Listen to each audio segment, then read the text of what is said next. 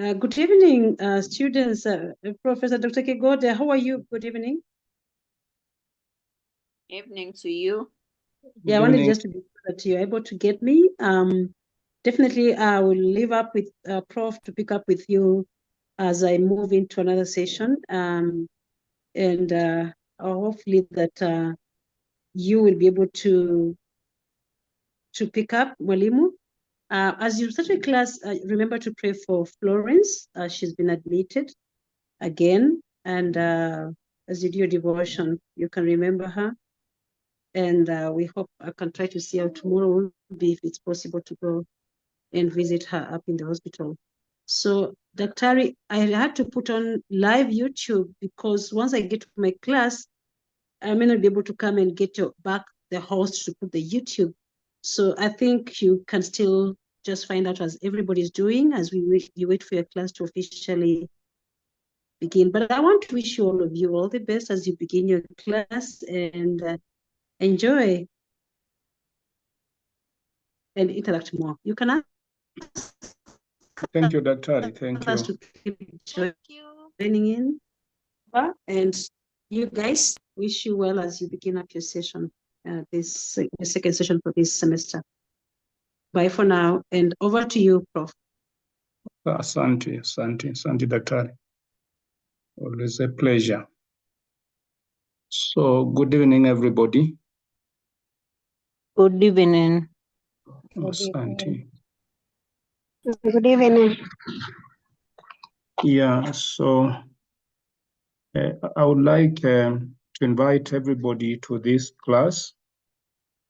And perhaps can I ask for a volunteer to lead us in a short devotion, maybe 5 or so minutes, where we'll try to put Florence Macho into context and be able to pray for her for quick recovery so that she can be able to join us, so that God may give her the grace she deserves and be able to join us back in class, be able to join us also in day-to-day running of this life. Anybody? Anybody who feels inspired? Anybody could raise the hand up, I would see you.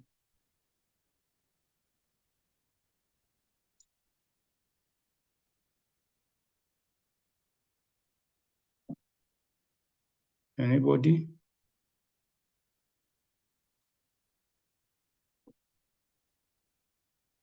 Mm-hmm.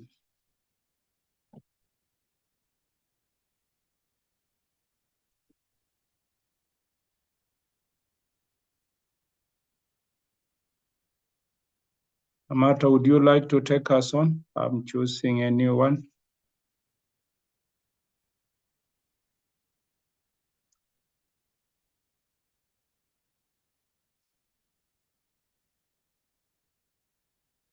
Oh, my request is going unattended to.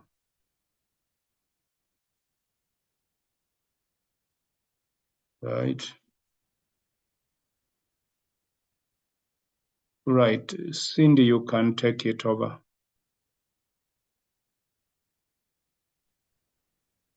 Cindy, you can take it over. Daktari, good evening. Yes. Good evening to you. Yeah, I was just settling, so I'm raising up my hand to ask what was the concern. What were you saying? Oh, Pole. I was requesting, as we begin class, one of us is unwell, Florence March. I think many of you are aware, eh? Yes. Yeah, so I was requesting a volunteer to lead us into a very short 5-minute, if so, devotion where we can remember her and pray for a quick recovery. So I'd asked somebody to raise up the hand, then I saw your hand and one more. So perhaps Jimmy, I can see, okay, I can do it, but I can see Ngaki and Jimmy Sanya, they had already raised up their hands. Jimmy Sanya, perhaps. Jimmy Sanya, take it over. Jimmy Sanya. Okay, thank you, Daktari. Good evening. Good evening to you, Jimmy. Yes, I hope we are all fine and doing fine. And on my side, I'm also fine and doing well. I'd like us to read from the book of Psalms chapter 23.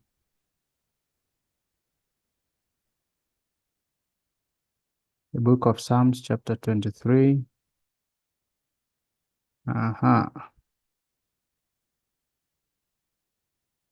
Here's what the word of God says. Kindly allow me to go through it, the whole chapter, so that we pray.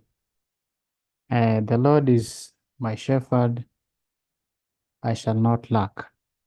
He makes me lie down in green pastures. He leads me beside the still and restful waters. He refreshes and restores my life.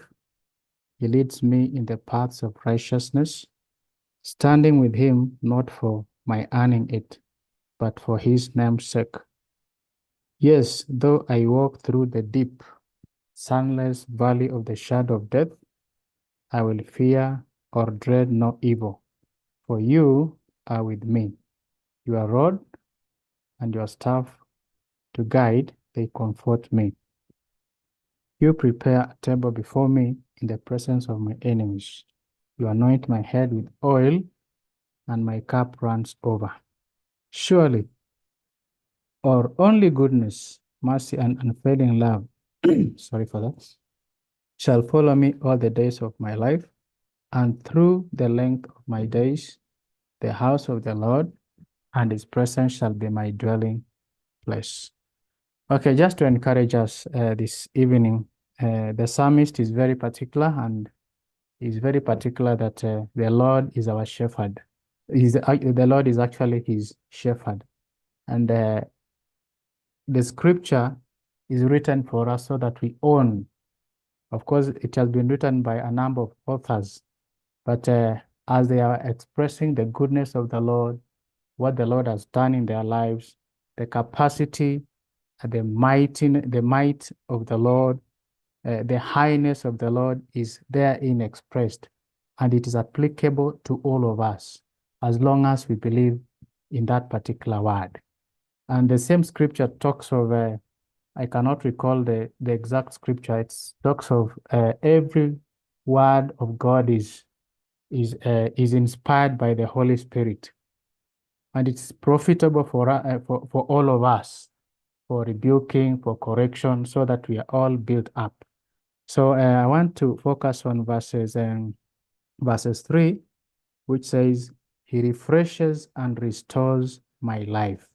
So when you talk of a refreshing, it means some sort of restoration, rebuilding. So, and that is exactly what God can do. So the Bible says he refreshes and restores my life. He leads me in the paths of righteousness, uprightness, and right standing with him, not for my earning, you see, but it is for his name's sake. So the breath that we can all enjoy this evening is all about God, and it's all about for the sake of his name. And then verses 4 says, yes, though I walk through the deep sun, I'm actually reading from the amplified version. Yes, though I walk through the deep sunless valley of the shadow of death, I will fear or dread no evil, for you are with me. Your rod to protect and your staff to guide, they all comfort me.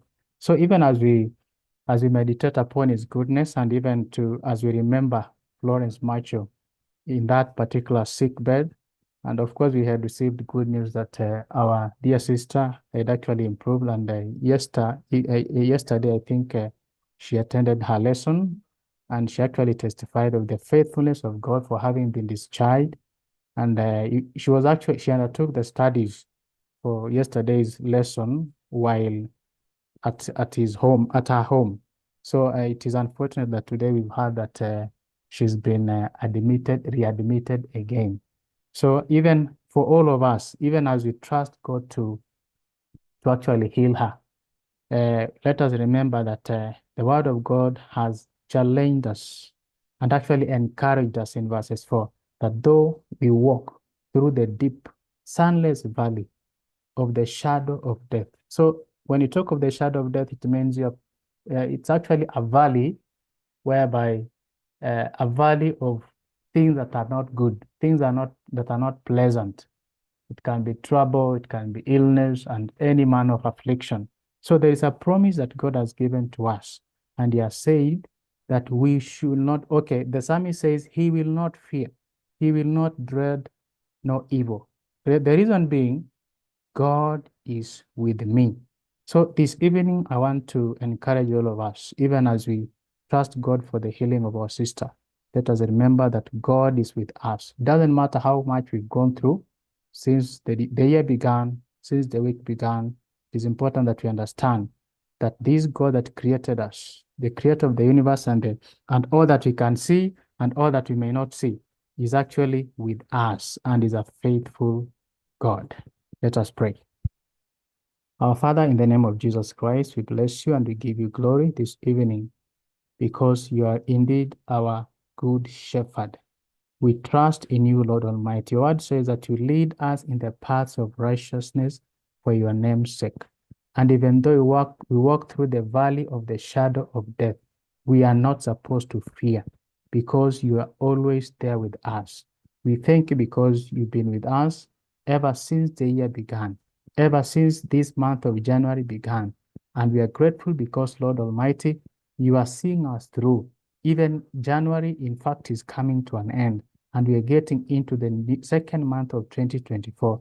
That proves your faithfulness. We thank you because of all the colleagues, the 50 colleagues, participants in this program of Masters in Education, Leadership and Policy Studies.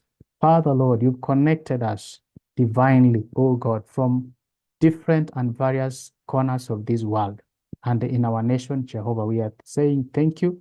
And it is not by accident, but it is you are doing, oh God. We thank you because of each one of us. Thank you because of our lecturers, the tutors, oh God, and their dedication. We cannot afford to take it for granted, but it is you, Lord Almighty, who has enabled them, the love that they have for us. Father, we appreciate and we give you all the glory. We thank you because of each one of us, even as we commit our sister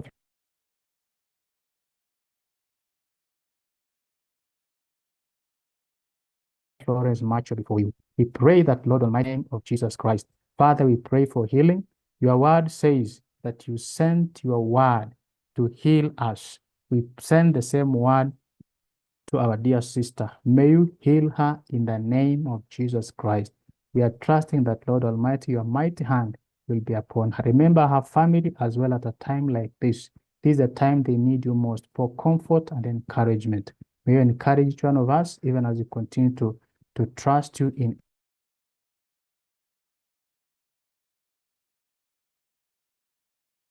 everything. We give you all the glory and all the honor. God bless. Thank you very much, Sanya. Thank you very much. And thank you, everybody.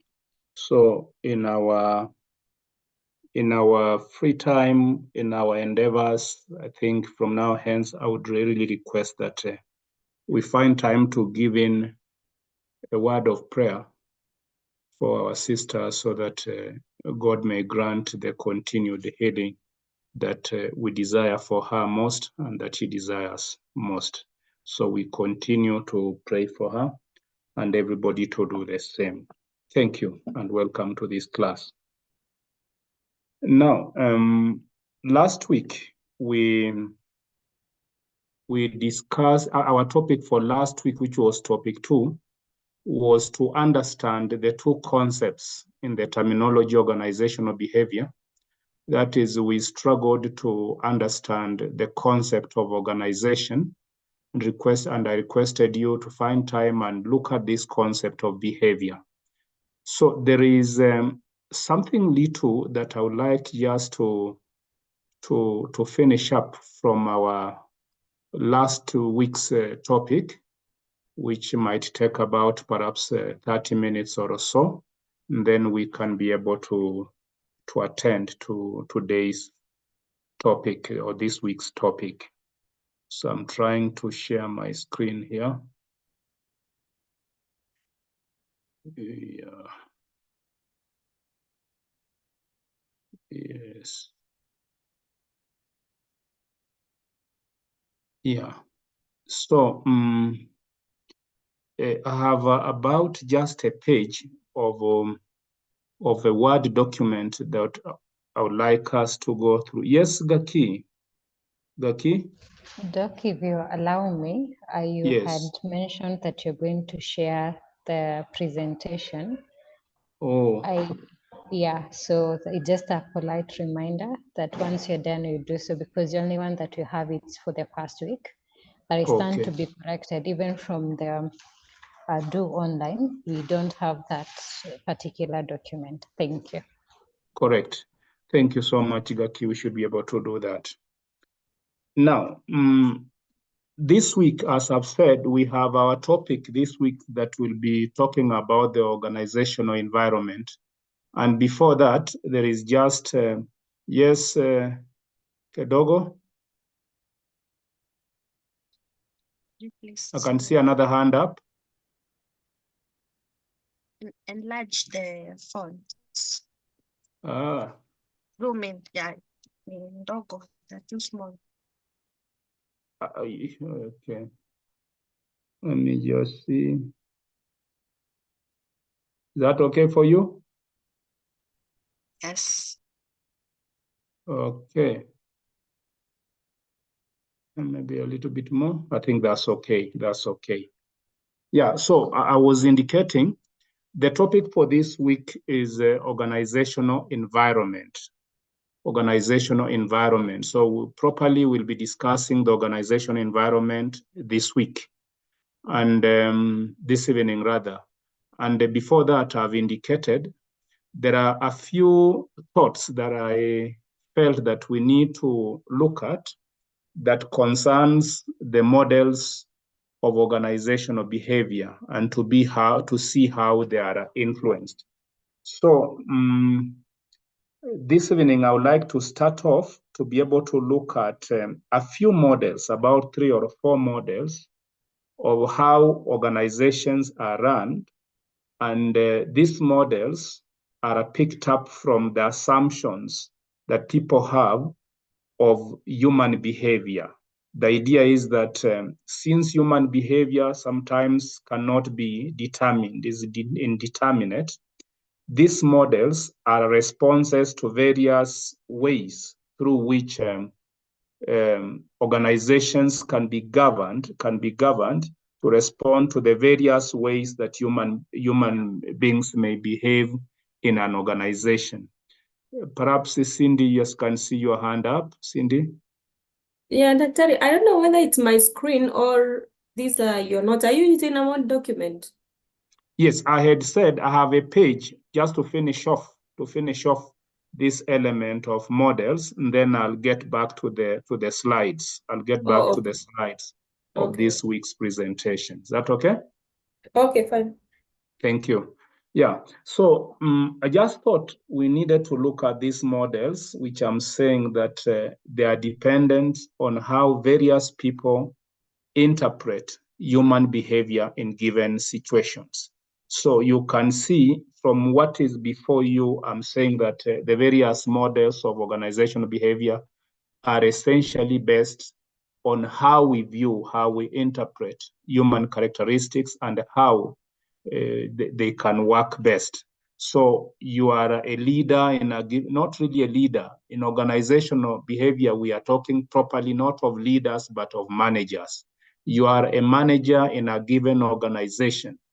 And the model of management that you adopt depends on your assumptions about human characteristics and how they can be managed. So you can see that the first model that I'm trying to put across, this autocratic model, and I would like somebody just to read us through that bit of the note, just to read through and we reflect on that and listen. Any volunteer, just to read us through that section on autocratic. Yes. Autocratic model based on the assumptions that human beings are inherently distasteful to work and try to avoid responsibility. Managerial orientation is power. Managers see authority as the only means to get the things done, and employees are expected to follow orders. Yeah, let's stop there a little bit. Let's Right. stop there a little bit. Please, let's stop there a little bit. So you can see that is the gist of the autocratic model. You know, I had tried to overlook this section, but since a few people brought up elements of this in last week's class, that's why I thought we need to look at this. So you can see the model of management, I'm putting it here, we are not talking about leadership, but management. You know, the model of management, the models of management that are adopted in various organizations, you can see they are based on how the manager interprets human behavior, the behavior of people within that organization. So you see, the assumption here, if you like, is that the manager assumes human beings are bad. Human beings are bad. Human beings prefer to do what is not right. Human beings naturally, in this autocratic model, are such that they will avoid doing what is good. You know, they hate responsibility, they hate work. So the idea here is that management comes in with the concept of authority and power. We discussed these two concepts last week, with the concept of authority and power. And these two concepts are supposed now to make human beings now be forced to do what the manager wants, Let's listen, just continue on, listen to the outcome of this autocratic model. Continue.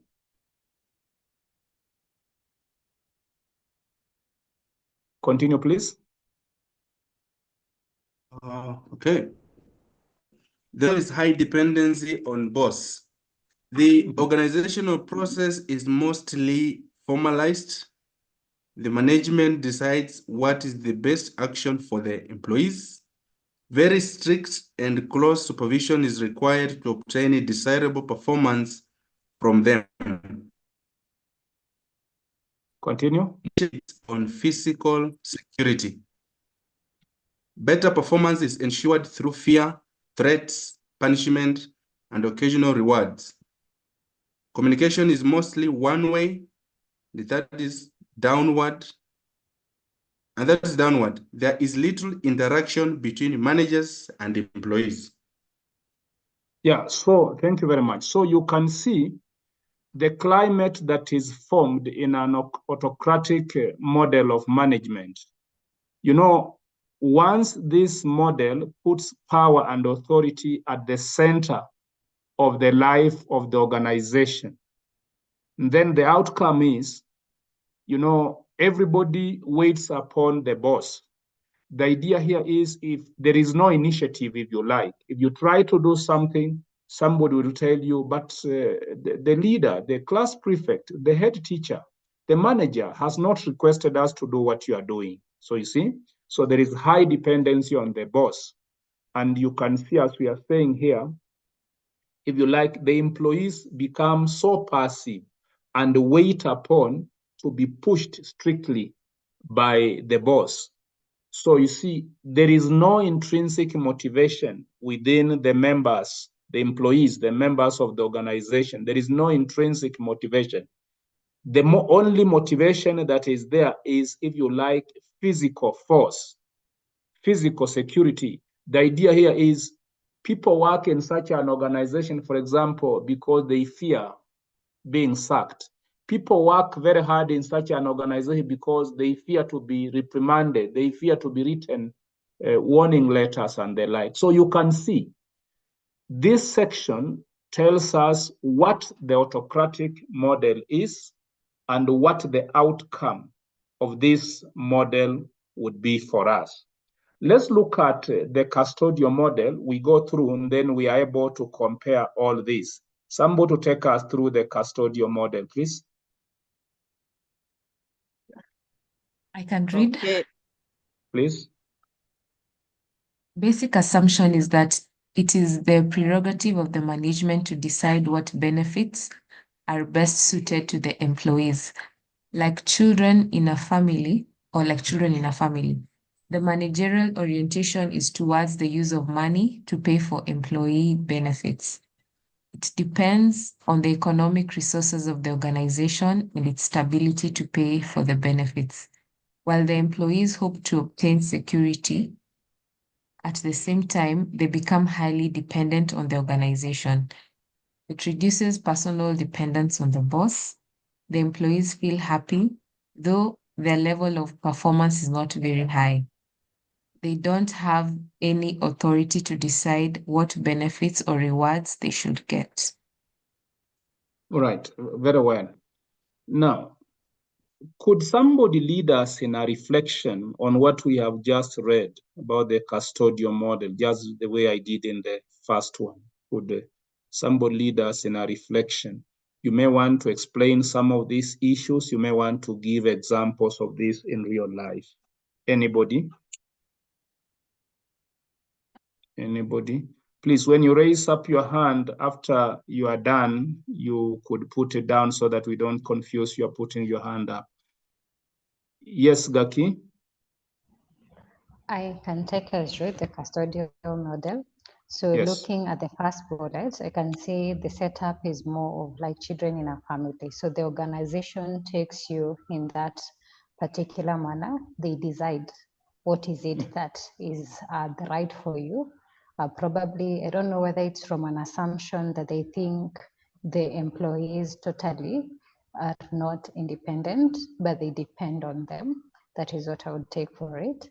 Then also there is the aspect of payments whereby the benefits are based on the output that they can see. And also it's limited within the resources available. So just as I mentioned, the fourth bullet brings out the aspect of they're totally dependent. And then there's, the performance is not very high. Why? Because the employees tend to feel that they only need to offer the bare minimum. Their input is not valid. Mainly it's, this is what you need, this is what I offer. So that's the basis, and therefore, to my thinking, it might actually not be so rewarding to the employees because they don't give their own input. It's their full potential is not exercised in this particular bit. Thank you. All right, very well. Now, I would like somebody to reflect more on this custodial model, especially those in the teaching profession. I would like you to pick up a school. Think of a head teacher in a school and the teaching staff, the teachers under him or her, and assume that this head teacher kind of runs a custodial model in this school. What would you say about these elements, the behavior and what the outcome? How will these teachers look like? How will the learning in this school be? How will the teachers behave? What would be the environment within that organization, the school? Somebody who is not in the teaching organization would also think of a different situation, say in a bank, in an NGO. Assume we are now talking about a custodial model. What I'm trying to do, I'm trying to push that we give a practical demonstration of this kind of model. Let's try the custodial model in a very practical manner, in a school, in any other organization. We try, anybody?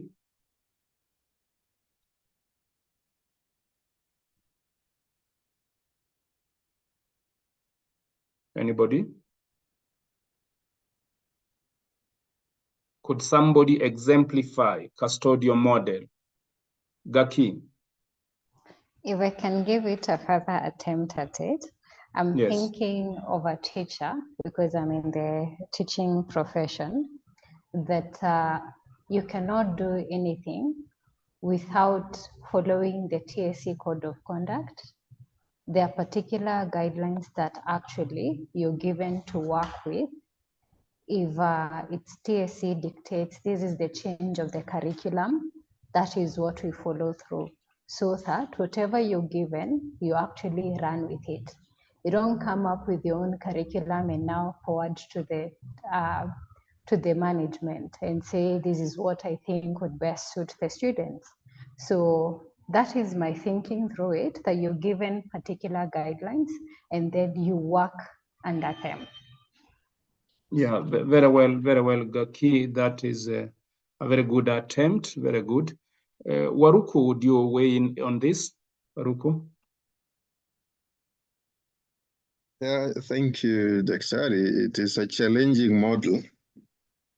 And but as you're explaining it, I couldn't help but reflect on what is obtaining in some lower parts of Kilimani in Nairobi, where I would arguably say there's an emerging Chinatown. And digging deep, because this has been part of a conversation, people are asking themselves, how come this is happening? But it appears that there is an organization established or registered by a few people from the Chinese, from China, so that to be specific. And what they do is that through this agency, they get some work here locally, and then they go back and recruit, so if I may use that word, a number of Chinese. They come back here with them. And I'm considering, because those are the ones that are in the majority of their construction sites, wherever they are doing the work. And I'm looking at it like the managers of that agency are the ones who determine whom they bring from China. And they even house them. There are some 3 or so hotels where they are normally placed there for a period before they are taken to the various places for accommodation. But in the meantime, they are temporarily located there. So in terms of then the benefits and all that, you see, the agency has already decided what benefits to give them. And these are people who, without that agency bringing them over here, they cannot be here. So they are heavily dependent on that agency. And even their security is fully just governed by the relationship that the agency has with the state of Kenya machinery. And I think their hierarchy and the way they have been socialized back in China is that the boss who brought them and whoever is put in charge of them will just order them to do what the boss wants. They are okay. They are very happy because I think for those who have had a chance to be in China, in as much as they're saying it's a really fast developing world economy there, but the number of people there and the kind of cutthroat competition that they are having, I think they find this environment in Nairobi or in Kenya a little bit more relaxed. And I tend to think that they are a little bit happy. And when you get the stories of some of them who have been here over a period of time, even get back to recruit more. And because when you recruit more and bring them over here, you reimburse the amount that you use to bring those people here. So I would, that is the closest I'm seeing to the custodial model. I don't know whether I'm right. Thank you.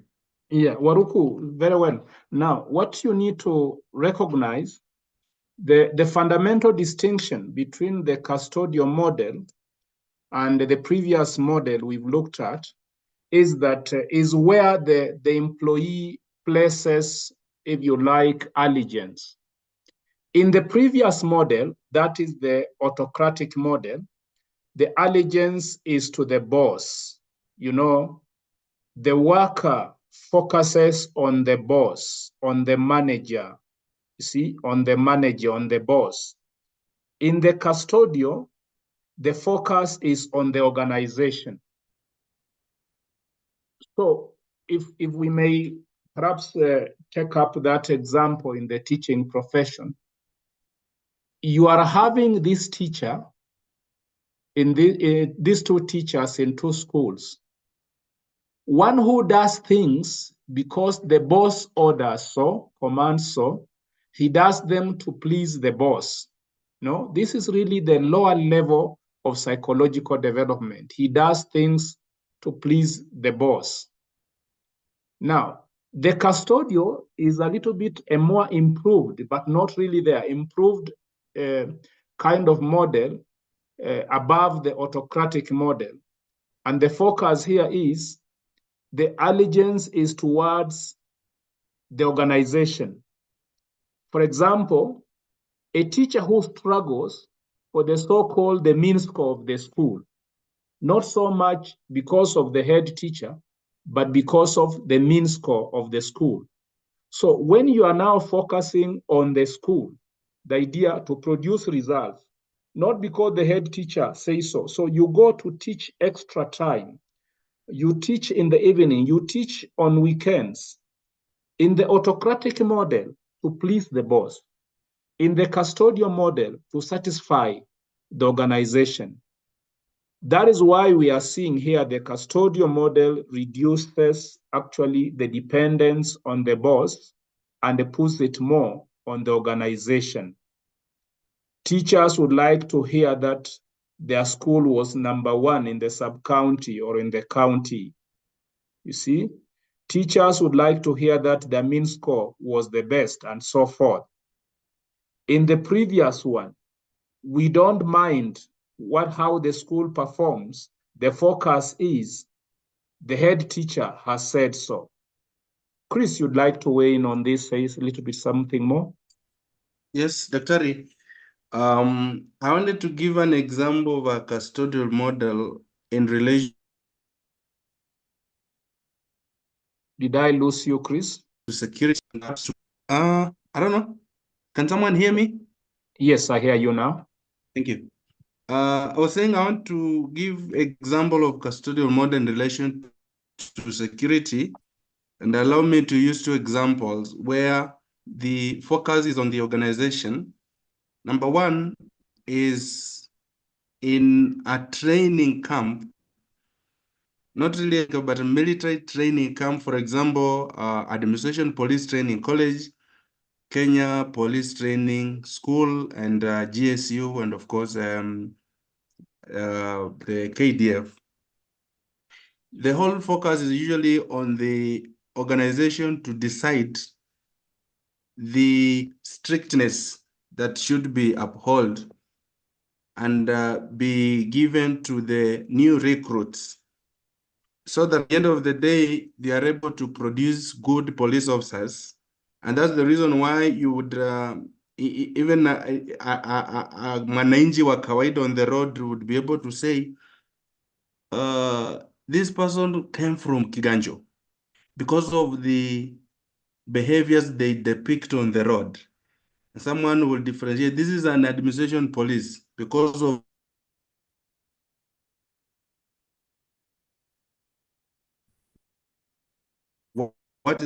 what do we intend to achieve in terms of strictness, in terms of fiscal control, in terms of fiscal containment. Another example is the prisons. The major focus, especially in security and more basically with prisons, they focus on the fiscal containment, the fiscal control, where surveillance, access control, and use of barriers is given much more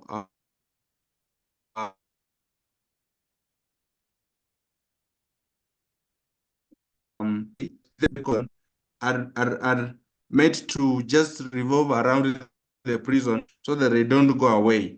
And so we're looking at a model in terms of security, especially in prisons and training camps, so that we're able to, where the goal mainly is to strictly control individuals and assets from either going out or coming in. Yeah, thank you very much, Chris. Thank you, Chris. Now, for the other hands, let's move on. Let's move on, and we should be able to contribute towards the other models. Now, yes. Excuse, just a question based on what the custodial model. Yes. So on the explanation you have given that the focus is towards the organization and not the boss. So maybe I want to understand this. So does it mean that the employee is not working towards her own benefit? For example, when this teacher, let me use the example of a teacher, she sacrifices her time, comes to school even over the weekend just to be with the students for a better performance. The performance, is it just for the school or also for the individual?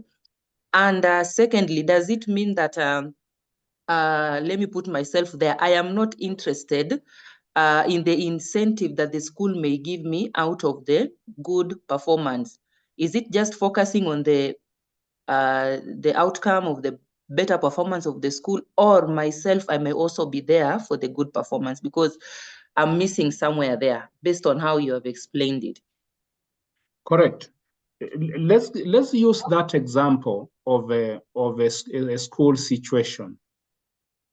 You see, people have criticized us, especially in the teaching profession sometimes, and told us that why are you asking for the so-called tuition fee, the so-called motivation fee?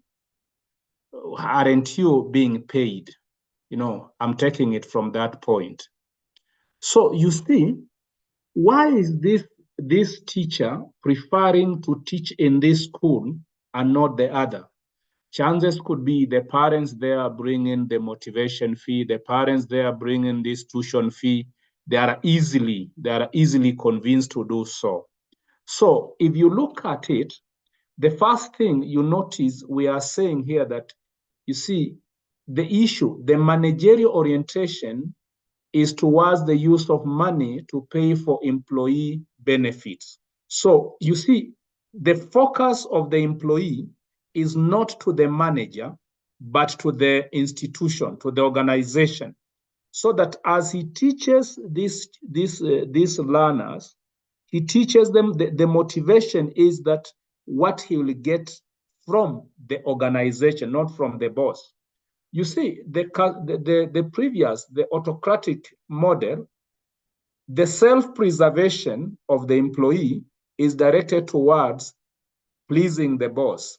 I please the boss so that I preserve the self in the organization by pleasing the boss. That is very critical. In the custodial model, still there is the element of self-preservation. I'm focusing now, where is the place of the employee in the custodial model? The idea here is the employee wants to benefit, but not to benefit from the boss, but to benefit from the organization. So that's why we are saying that his allegiance is towards the organization. So the benefit he will get, for example, of a minstrel, perhaps he's doing that so that he's promoted. He's teaching mathematics so well so that it will be known this is the best teacher of mathematics in the sub-county, he'll be promoted. Not like in the first one, whereby you are doing well so that the boss is happy. No, here you are doing well so that the organization benefit for the good of the organization. And when the organization benefits, you benefit through or by sharing in the benefits of the organization. This could be praise you get, outside the organization that you teach in that school. This could be the promotions you get. This could be, the reputation you get and so forth. So you see, it is not coming directly as a result of the boss, but the organization. So the basis here is the organization. Does that satisfy your concern? Daktari, could I add to what you are saying to help make this point a little clearer? Please. I want to indulge, especially the teachers in the house. Shift your attention to private schools. And I know it's possible that in our class we have a few teachers from private schools. And picture this, you are a teacher teaching in a high-cost international school in Nairobi.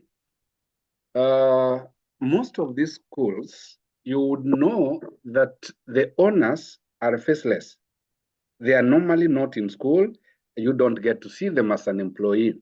And even your boss, probably the principal of that school, is also an employee of the same institution. So when as a teacher, you are working there, you owe allegiance to the institution because, one, it pays you well, much better than maybe many other private or even public schools.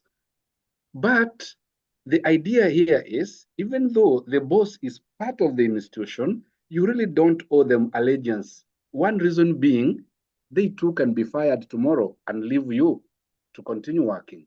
The boss in that institution is not the beginning and the end of your job. So when you think about it, like most of us, I could actually be doing things that are contrary to what the boss thinks or wants.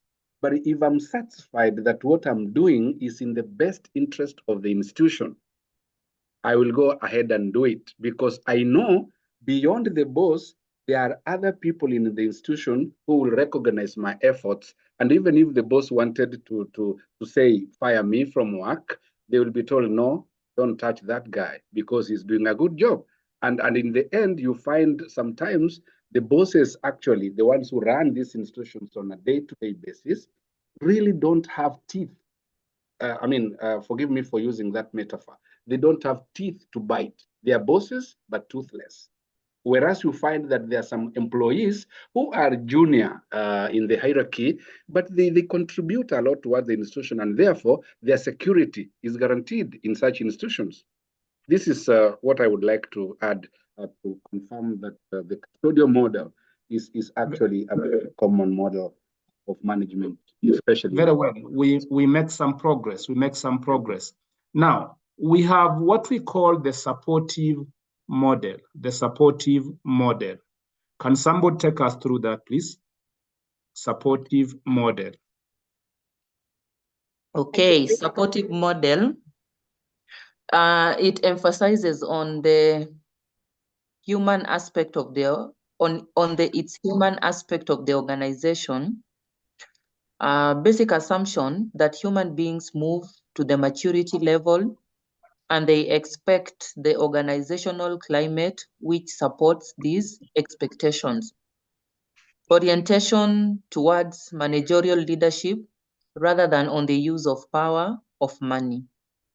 Managers' aim is to support employees in their achievements of results. The focus on participation and involvement of employees in managerial decision-making processes.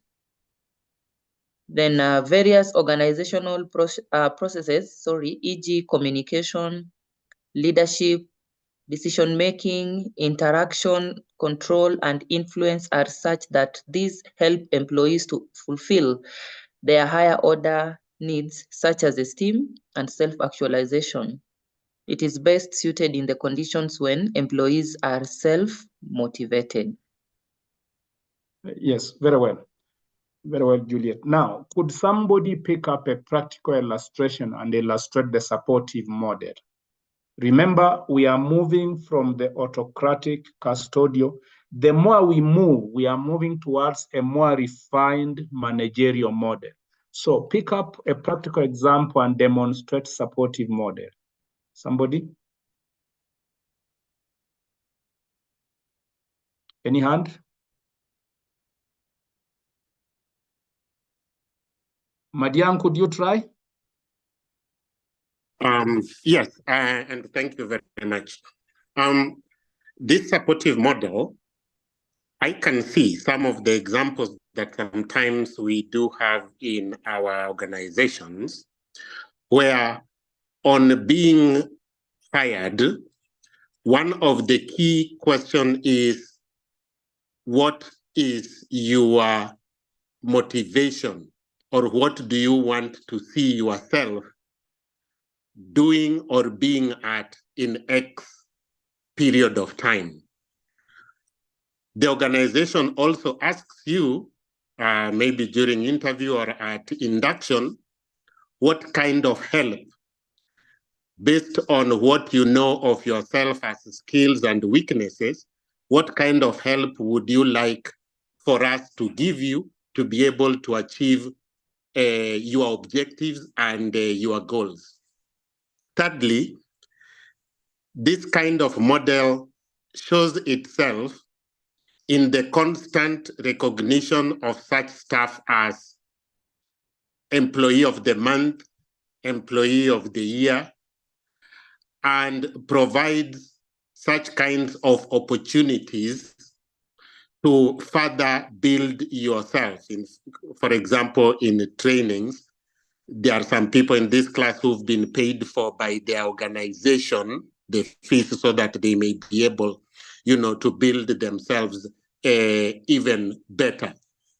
And finally, sometimes I see elements of this model in the organization's request that as you do your work, we hope that you will be able to be self-directed with less supervision.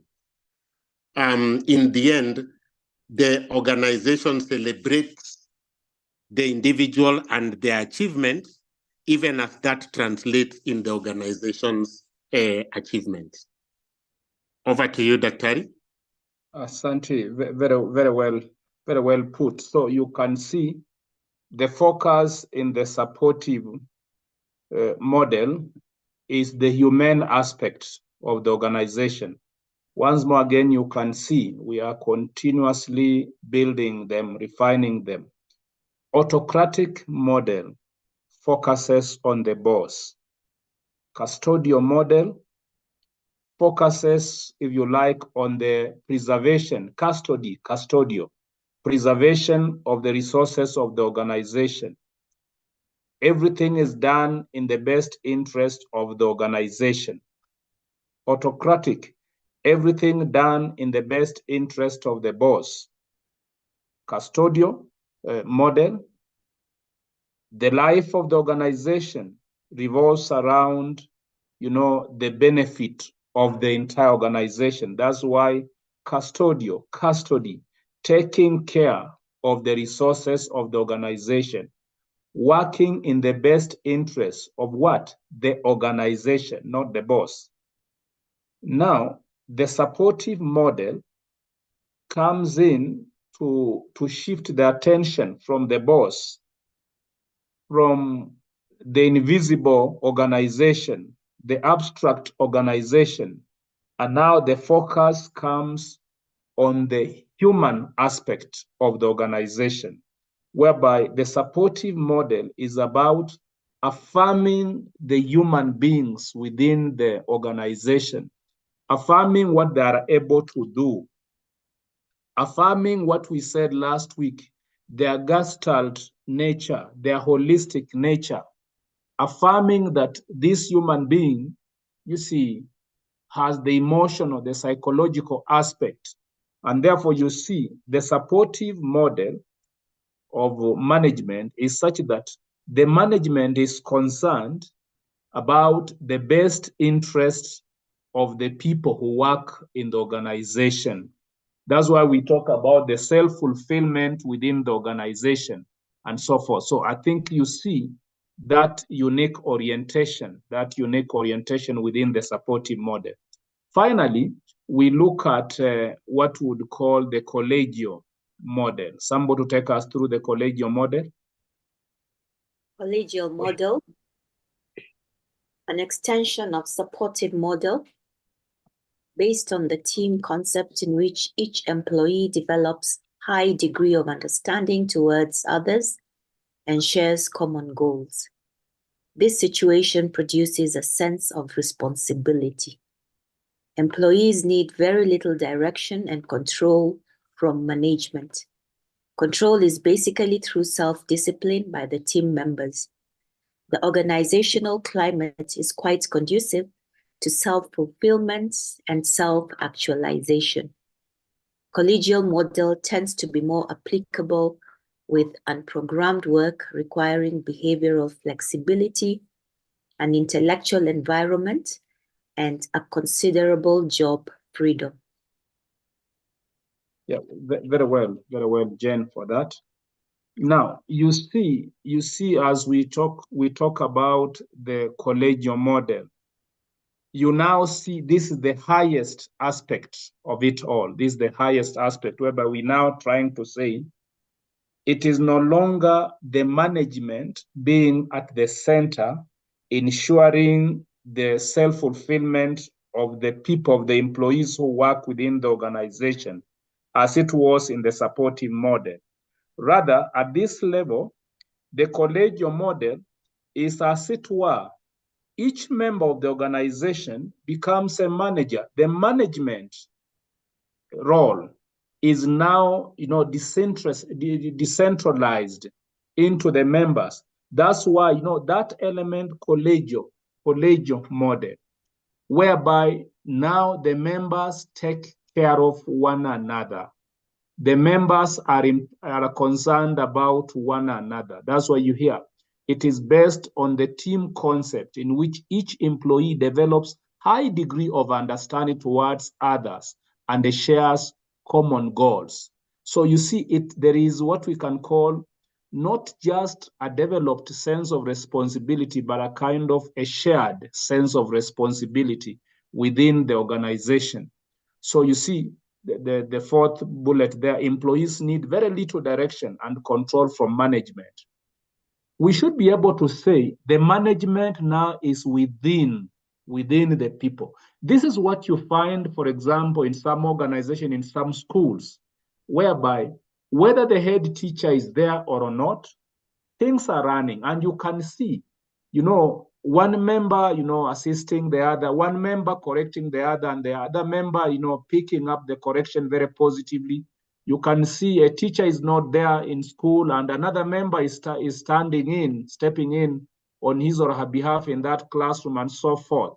And that's why the idea here is this collegial model can be applied best where there is unprogrammed work requiring behavioral flexibility, because at this level, you trust in the judgment of the people. Indeed, a situation where there is what we can call intellectual maturity, a very high level of intellectual maturity, yet there is considerable freedom, yet within the context of that freedom, the good of the organization, the good of the individual is now achieved. So you see, in the collegial model, the boss disappears completely. Simply to talk about, benefit of the individual in terms of monetary disappears. But now we are now talking about a very developed hybrid of management. And I think that is where we want to reach all of us. Can somebody pick up this collegial model and give it some practical illustration, please? Yes. Can I Yes, try? Chris? Collegiality in an organization, for example, let me pick an example where I've worked for. The Corruption Commission I work. If an investigator, for example, is assigned a particular file for investigation, you are free to get help from at least 2, 3, 4 people to work on the same file, even though it was assigned to you by the boss. And therefore, the model of collegiality then is evident because you are working towards the goals of, even though this is your work, but another friend will have to help you so that you're able to achieve that particular one. Thank you. Very much. Thank you very much, Chris. So those are the issues I thought we needed to look up before we can be able to look at the topic of today, the discussions of today. So those issues of management, the styles of management, there are things we always find around us. Try to see, reflect on them, and try to see how they are best applicable within our organizations. So and then we try now to look at today's work, a few slides here, about 8, which you can be able to look at. Thank you. So properly today, would like, as I said earlier, would like to look at what we call organizational environment, the organization environment. This discussion on the organization environment is supposed to lead us to understand this whole concept about the analysis of organizational environment, what some people call the environmental analysis. So as we begin to look at this, just a moment. Yeah. So the first thing we'd like to look at in this discussion is to ask ourselves, what is organizational environment? What is organizational environment? The concept of organizational environment. Now, by the word environment, I'm saying we refer to the surroundings or conditions in which a particular activity is carried on. If you like, every organization, wherever it finds itself, whether a business, non-business, like in schools, has its own environment. That's why we are saying the organizational environment is always dynamic and ever-changing, and yet constantly and always affects the organizational dynamics. This could include its management. This is why we must be concerned about the environment within the organization. Now, changes today are so frequent. You know, world over, there are so many changes in organization, global changes. Every change brings in so many challenges to managers. So whatever the change comes in, you know, not only managers, but even the employees, you know, the globalized world and so forth, brings so many changes to the leaders. Therefore, we must actually attend to the surroundings of every organization if we have to improve organizational management. Generally, an organizational environment is defined as a set of forces surrounding an organization. As we will see later, this set of forces could be within the organization. They could also be outside the organization. Other people define organizational environment as a sum total of the elements existing outside the boundary of the organization that have the potential to affect all or part of the organization. So as I've said, some people look at organizational environment as what happens within the boundaries of the organization, whereas others look at organizational environment as referring to that which happens outside the boundaries of the organization. So therefore, it would be appropriate and sound and strategic organization. I mean, it would be good when really you have the sound decisions of the organizations and actions dependent on really an interpretation, a better interpretation of the organization environment. We cannot base management of organizations simply on guesses that somebody is able to guess. Let me try this, I see the outcome. No, really, for us to have appropriate, sound, and very strategic organizational decisions and actions, we must do this in the light of what we are calling the organizational environment. We must be able to interpret what the organizational environment is, be able to analyze it properly, and then be able to make the decisions that we need in our society. In the third slide, we look at now the concept of environmental analysis in organizational management. As I've said earlier, you know, for us to be able to make the right decisions, for us to be able to have the right actions within an organization, we must make this be dependent on a thorough analysis of the environment of the organization. This environment of the organization, we have said, looks at both what is within the boundaries of an organization and outside the boundaries of an organization.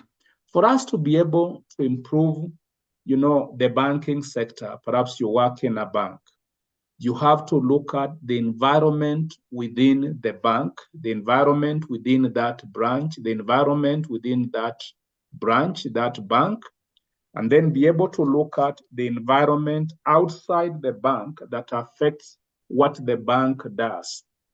For us to be able to improve that school, that learning institution, again, we've got to look at what happens within the school, the boundaries of the school as an institution, as an organization, and what happens outside there.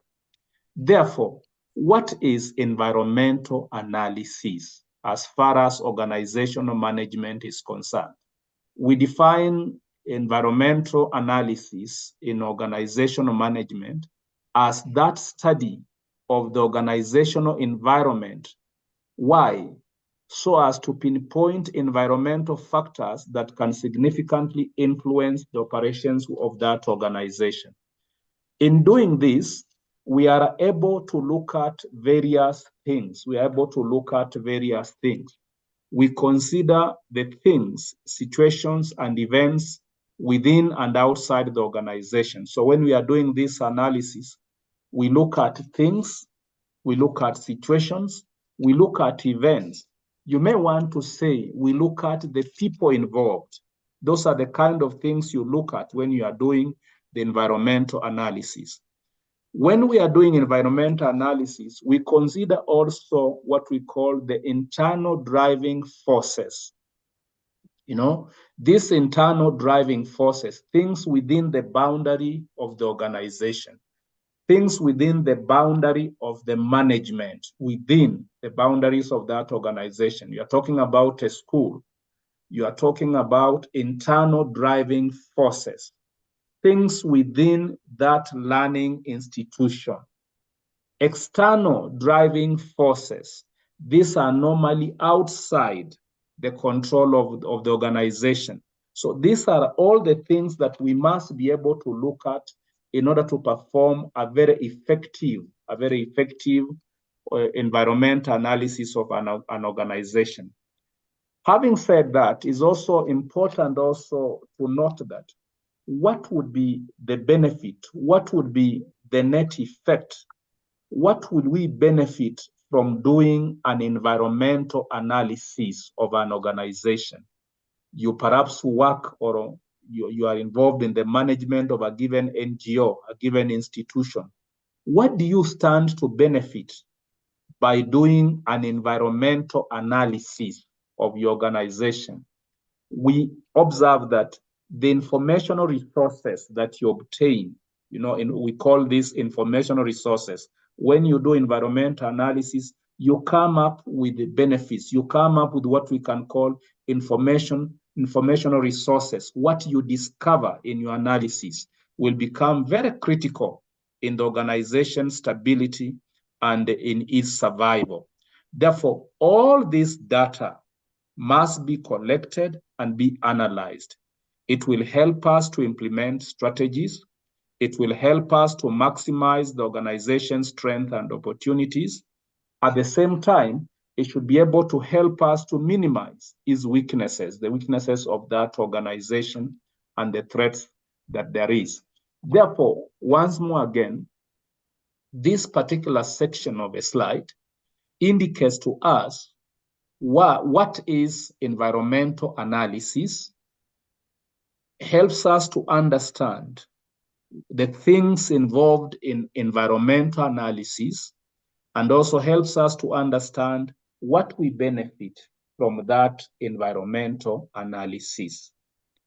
Now, assuming you are to do an environmental analysis in the organization you belong in, you work for, could you pick up issues from this slide and demonstrate to us the things now when we say things, situations, events, when we say internal driving forces, when we say external driving forces, what are some of these things that will describe the things, situations, and events within and outside that organization? If you like, what are these things within that organization that will define what we are calling the internal and external driving forces within that organization? Any trial for that? Yes, Brenda. I'm just trying. Yes. What the resources to form part of availability of resources to form part of the internal structure. Yes. Yeah. Yes, I'm listening. I have to 2 you, points. Brenda. One of which is resources within the structure or within the organization to help in organizational management, and also probably the organizational culture. Now, the culture. up to there, Brenda. When you talk about resources, because this one will come to us also later, could you demonstrate what would you be referring to by the big term resources? Okay, I'll take for instance a school as an organization. Yes. And I would give an example of maybe availability of learning materials as the resources. Yeah.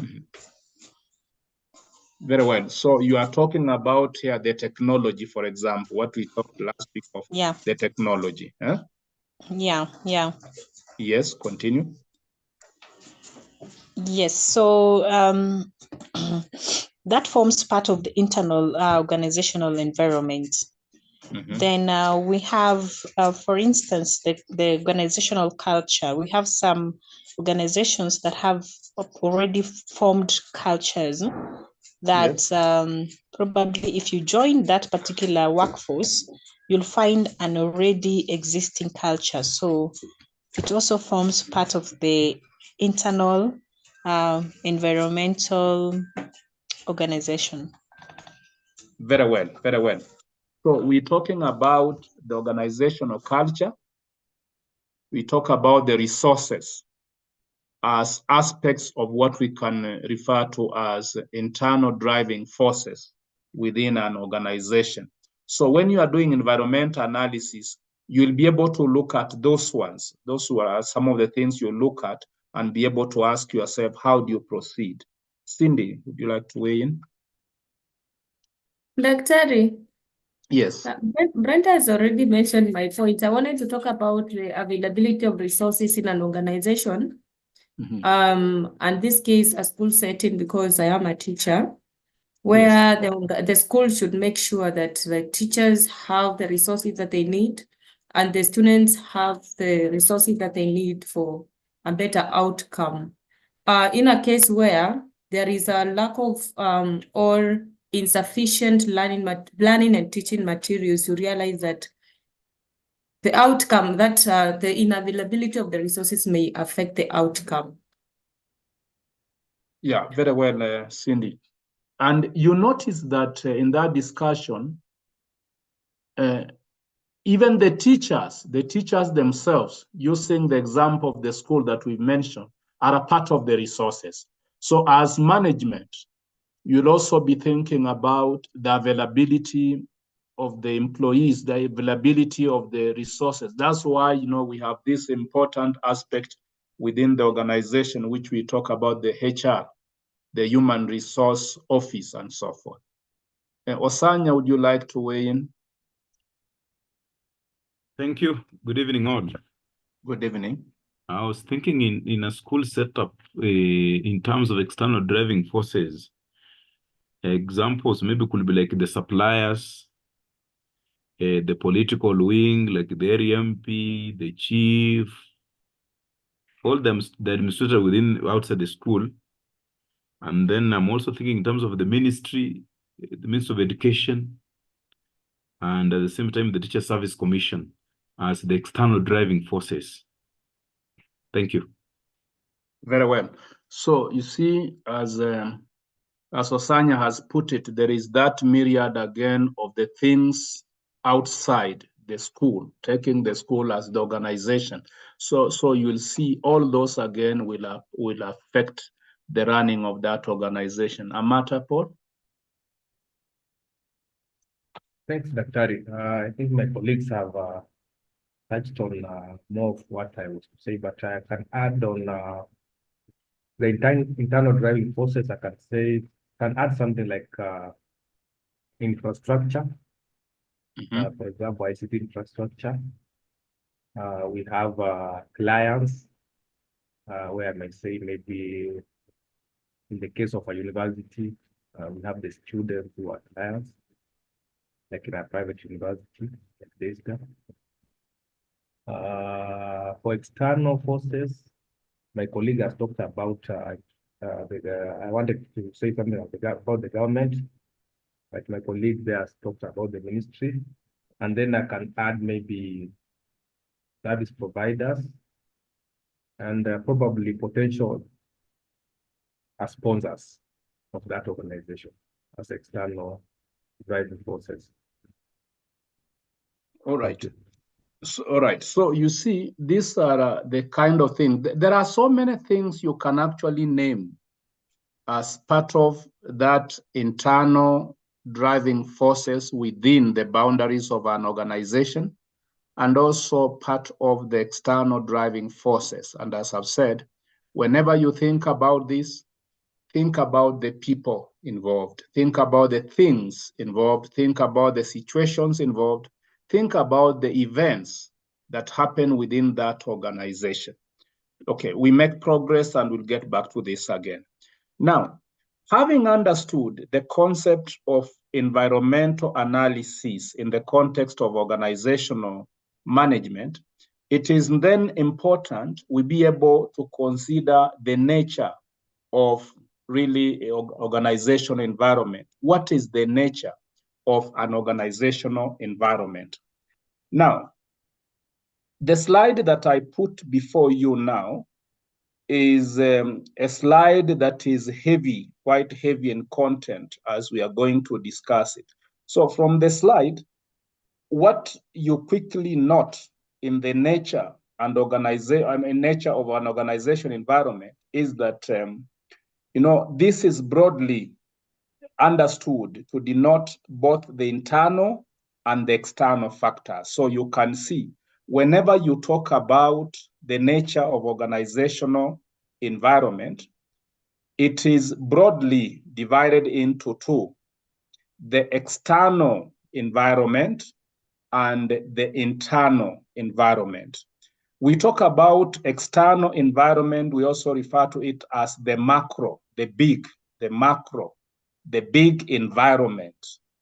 The internal environment, what we also refer to as the micro, the small, the environment in the strict sense. When you talk about organizational environment in the very strict, narrow sense, the micro sense, then we are talking about the internal environment of the organization.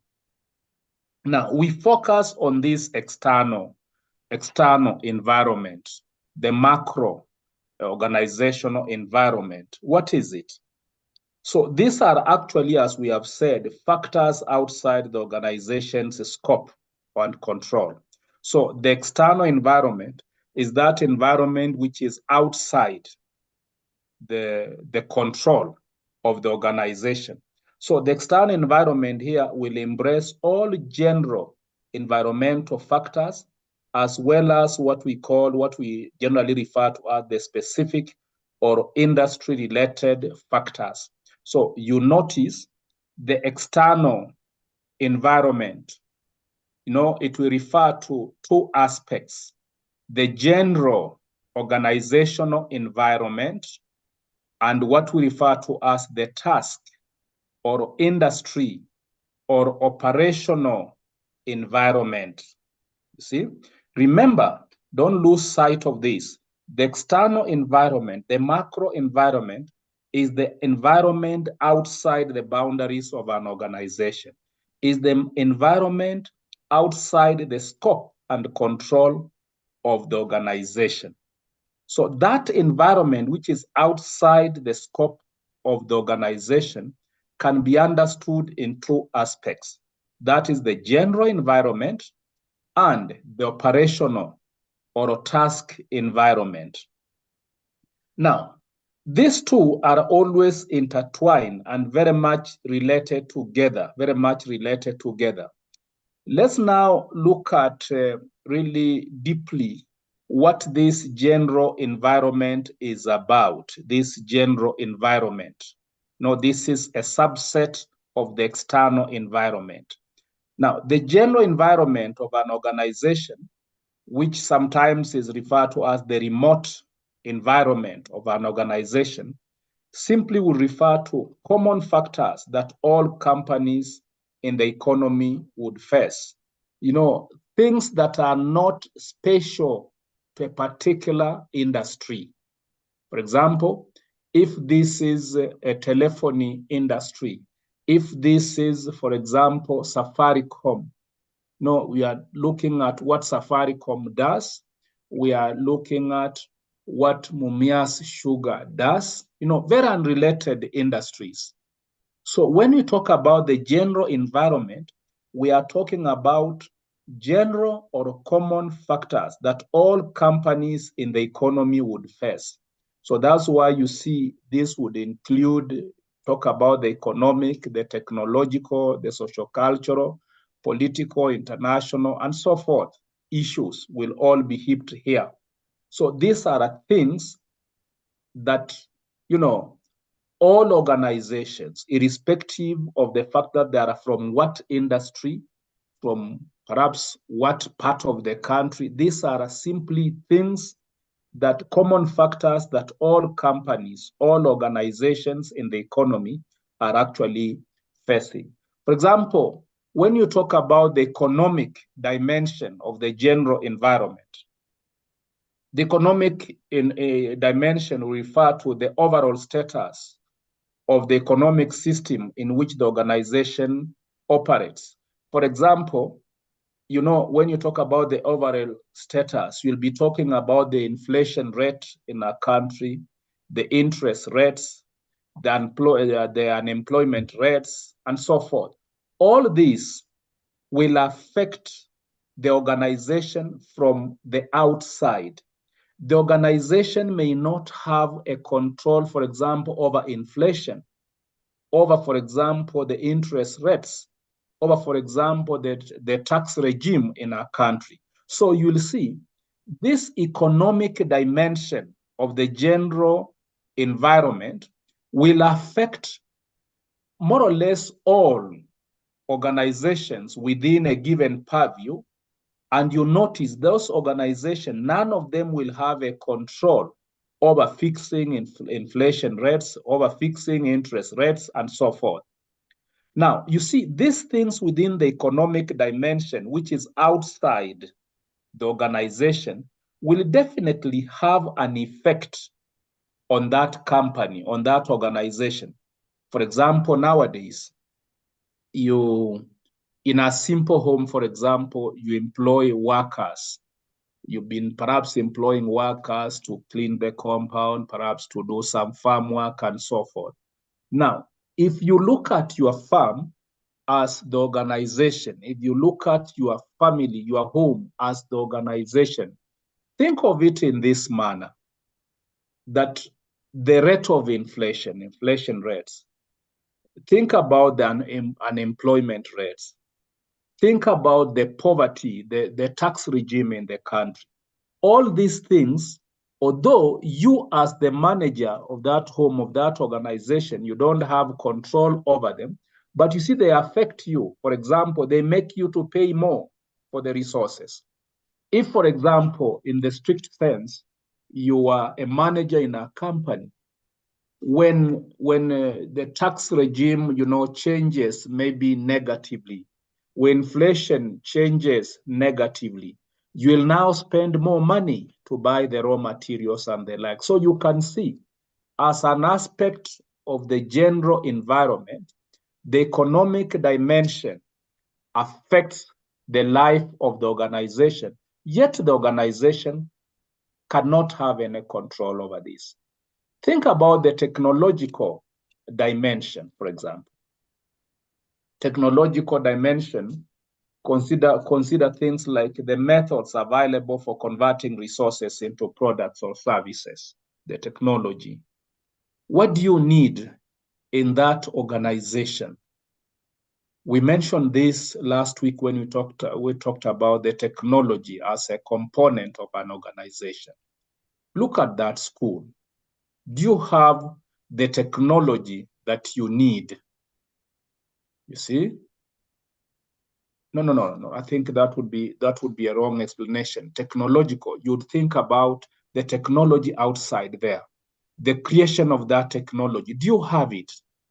You see, you want to do something, but the technology not available.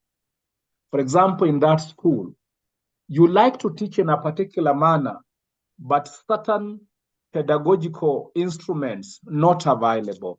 You see? So this is now touching on the technology, again, external to the organization. Think about the social cultural dimension of a given place. Think about the customs, for example. Think about the values of the people. Think about the demographic characteristics of a given society where that organization is found. You see? You are, for example, a teacher, and perhaps with an inclination of Christianity in terms of faith. You find yourself, for example, teaching in a Muslim environment. Look at that environment outside there that exerts certain demands. You don't have control over them, that exerts certain demands, in terms of the customs, in terms of the norms, in terms of the values, in terms of the characteristics of the people in that place. All this affects the organization, albeit from externally and irrespective of the nature of that kind of organization. So the same can be said of the political, legal, and the international aspects, of the general environment. Now, looking at it now, the other aspect of the external environment, that is the task or industry. To understand the concept task or industry or operational environment as distinguished from the general environment, the word industry captures it more, industry. Other organizations within that industry. For example, talk about the sugar industry. You see? The sugar industry. Those organizations, those companies whose role is to produce sugar. So the general environment, in the general environment, we look at those factors that are very general, that affects everybody irrespective of the industry that that organization finds itself in. For example, now, there are things that will affect sugar industry You see, I'm using it in the singular form, the sugar industry, but will not affect the maize millers. You see, that's how to understand the task, industry, or operational environment. Things that will affect organizations within that industry.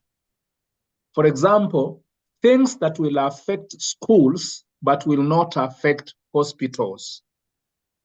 You see, things that will affect schools but not affect hospitals.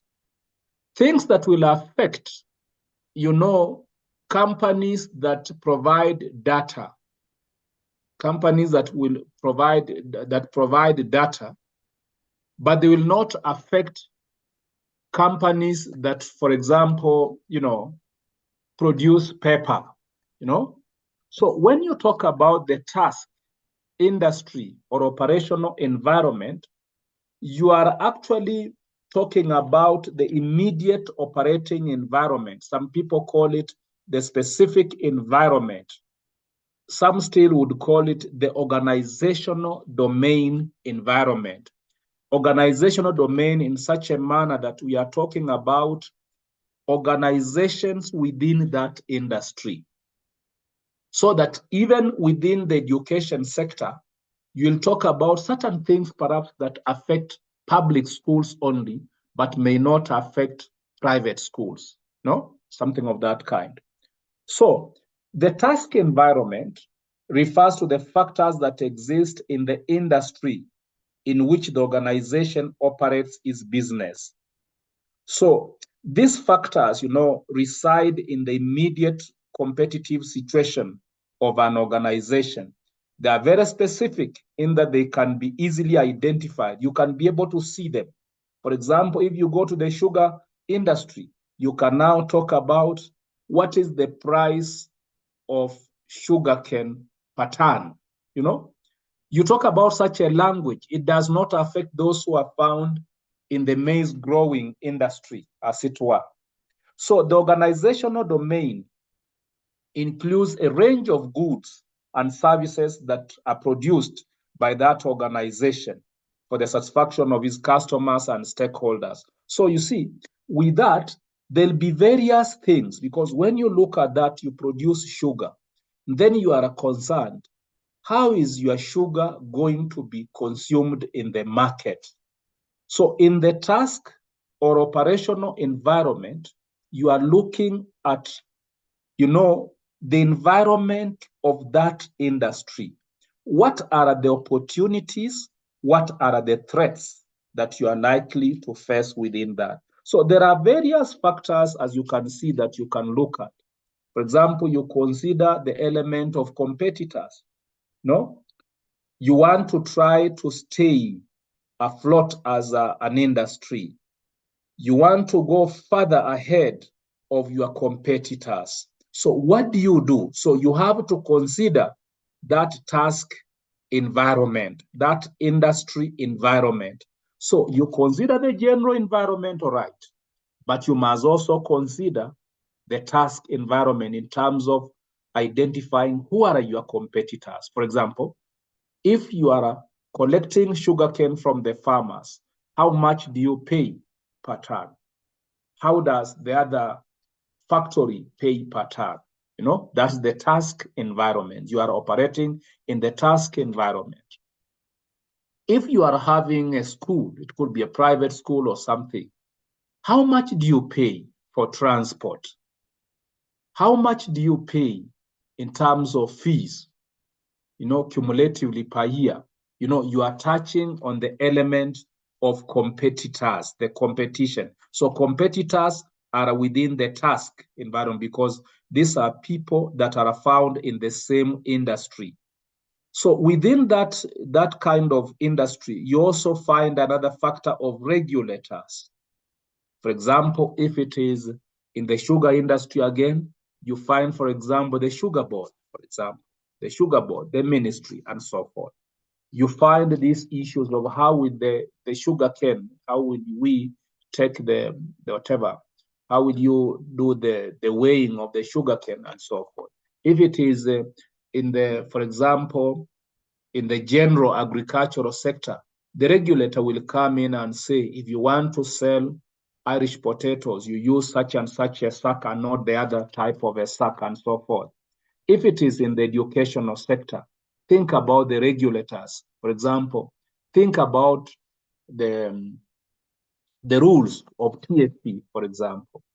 If it is in universities, think about the Commission of Higher Education, no, CUBE, the Commission of Higher Education. You want to start such programs, but the Commission of Higher Education as a regulator is saying that to start such a program, this is what you'll do to a program. It will look like this. You will pay for this amount. You will not start a class unless you have this number of students and so forth. So the concept of regulators in the task environment or the industry environment. So you see, if it is in the education sector, you look at who are the others and so forth. And then in the same vein, you talk about the strategic partners within that. So in the strategic partners, you think about the institutions, organizations, or even individuals with whom the organization is in an agreement, perhaps to produce certain products or to sell to. So when you are in that line of production, you are concerned. Who are your strategic partners in terms of those you have partnered with to produce A, B, C for them, you know? Because this one will move, these strategic partners will move very close to the element of customer satisfaction. Because you see, if you have strategic partners, those partners must actually be satisfied. Remember, those partners, you may be bound to them by some form of agreements and the like. And then think about the suppliers you have, for example. The suppliers you have.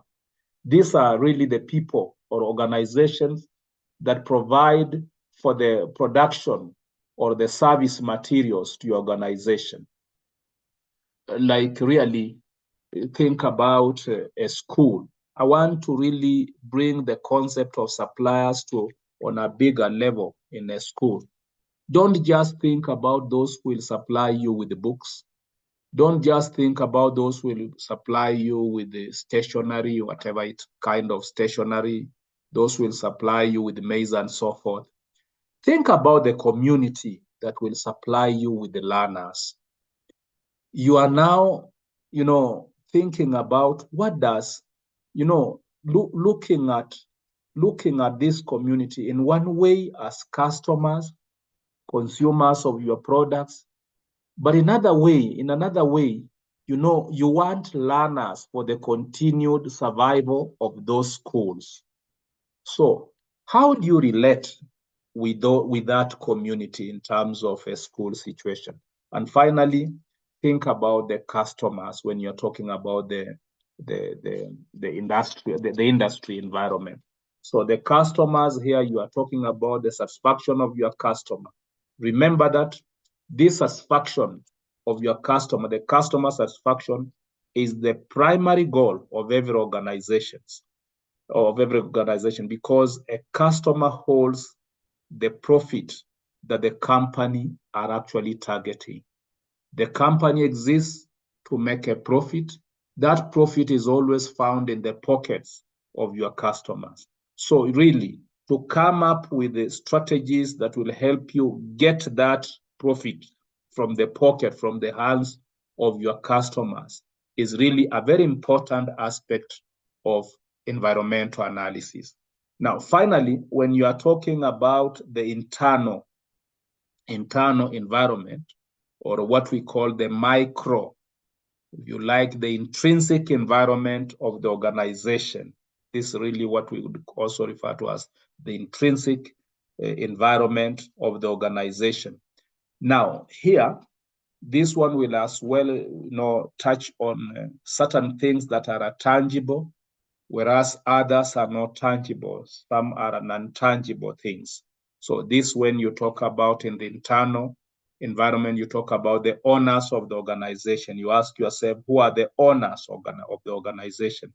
Owners of the organization would also include the shareholders of that organization. Think about those of you in the banking sector, for example. You know, that bank has shareholders. That bank has perhaps those who started it and so who hold a bigger say, a bigger share of the organization. These are the owners. So as a manager in such an organization, you must pay real attention to the owners of the organization, to the shareholders, because these ones have invested in that company and have property rights and have claims in that company. So as a manager, you really have to pay big attention, extra attention to the owners of the organization. The second aspect of the internal environment is the board of directors. Board of directors, for example, in the school setting would be the board of management, the BOMs, the board of management. This board of directors really can be viewed as the governing body of the company, of the organization. Sometimes these are elected, occasionally they are appointed by the stakeholders. For example, look at the constitution of the BOMs in our schools, the board of management in our schools. Look at the constitution of councils in the universities. Look at the constitution of directors of various companies and so forth. If we pick an example of schools, you'll see the ministry will have some appointees to join that board. The community will have a say in it. The sponsor will have a say in it and so forth. So board of directors. So these are people who are actually, as I've said, they would be either appointed, they would be elected by stakeholders, and they are normally given the responsibility to oversee the top management of the organization. So you find the CEO of an organization will actually be under the board of directors of that organization. This is the internal environment. Internal environment, always remember that environment which the organization has a control over. It can change the board of directors. Even the owners can be changed by buying of shares and so forth. And then the other aspect of the internal environment is the resources. Now, resources, as I've said, is a big area that you like to look at, the resource base. So when you're talking about resources, you can discuss this under various headings. You can talk about this in terms of the physical resources. You can talk about resources in terms of the human resources. You can still talk about the financial resources. You can talk about the informational resources. And you can even talk about the technological resources within the organization. So when you talk about the physical resources, for example, this could include things like land, things like buildings, the material, the kind of material, equipment, machinery, things like the office building, computers, furnitures. That is really the physical resources of an organization, which forms part of the internal environment. So you go to an organization, these things will affect the management. Do they have the seats, for example? Do you have desks within that school? What about the staff room? There are small things, but really affect the running of the organization. When you talk about resources and you talk about the human resource, talk about, for example, the employees of that organization, right from the top to the lowest level of that organization. Think about the financial resources of the organization. What is the capital base, for example, of that organization? Who finances the running of that organization, the operations within that organization? So you are looking at the investments by the owners, the profits made, the reserves, and so forth. Like in a school setting, look at the fees parents have paid. Look at The money is contributed by PTA and so forth. No, this is now the financial resource, which again, the company has control over in the name of resources. The informational resources I've indicated, you know, you will think about both the usable data needed to make effective decisions. Things like, for example, what you've gained from research on forecast. You know, you'll think about, you know, what researchers of the organization have forecasted in terms of, you know, what the needs of the organization would be, who the customers of the organization will be the following year, who the suppliers would be, what the supplier price list would be like, and so forth. So the information base, the database, very important. So you see, that would be something you cannot touch, informational resources. So when you talk about the resources of an organization as an aspect of the internal environment, it is really a whole range of ideas, you know, talking about financial resources, the human resources, and you know, talking about the physical resources and so forth. And then besides the resources, you want to talk about the corporate culture, the corporate culture of the organization. You know, sometimes some authors define this as the corporate organizational culture. You know, here you talk about the collective behavior of the members. Now you are not talking about an individual member. You're talking about the collective behavior of members within an organization. Talk about what they value. Talk about their vision, their beliefs, their habits about work and work ethics. You know, how do they act? How do they behave? This is a corporate culture, no, corporate culture of an organization, the collective behavior of the employees within the organization. Now, why would this be important for us? Really, this is very critical because it will help us to determine how well that organization will perform. Sometimes I normally indicate that, you know, somebody told me sometimes, I don't know whether this is true, that we talk about in philosophy, the philosophy of a woman's neck, and you say the longer the neck, the more beautiful, because in some sense we say it will carry more necklaces or something. But the philosophy behind it is that however long the neck is, the neck cannot be higher than the head. So organizational culture, however good the resources would be within that organization, the corporate organizational culture is very important because often than not, the organization will be as good as its corporate culture. That's why we say this corporate culture is actually the foundation of the organization's internal environment. If you like, it is the software upon which other elements within the internal environment of an organization are attached. You want to talk about hard work, talk about the corporate organizational culture. You want to talk about results, talk about the corporate organizational culture.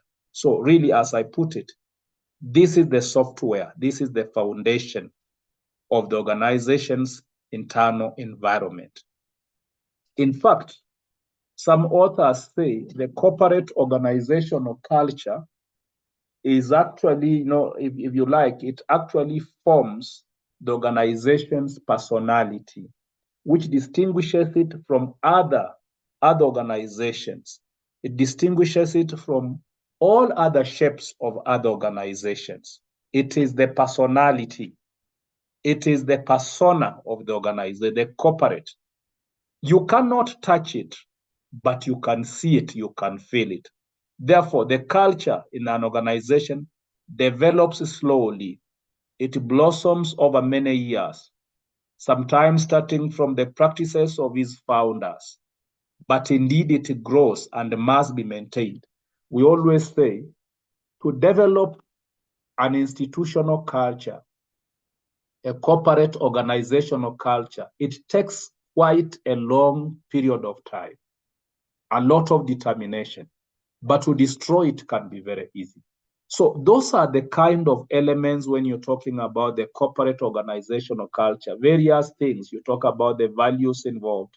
If you want to build this organizational culture, talk about the values within that organization, values about the basic beliefs that you want this organization to have, you want your employees to have.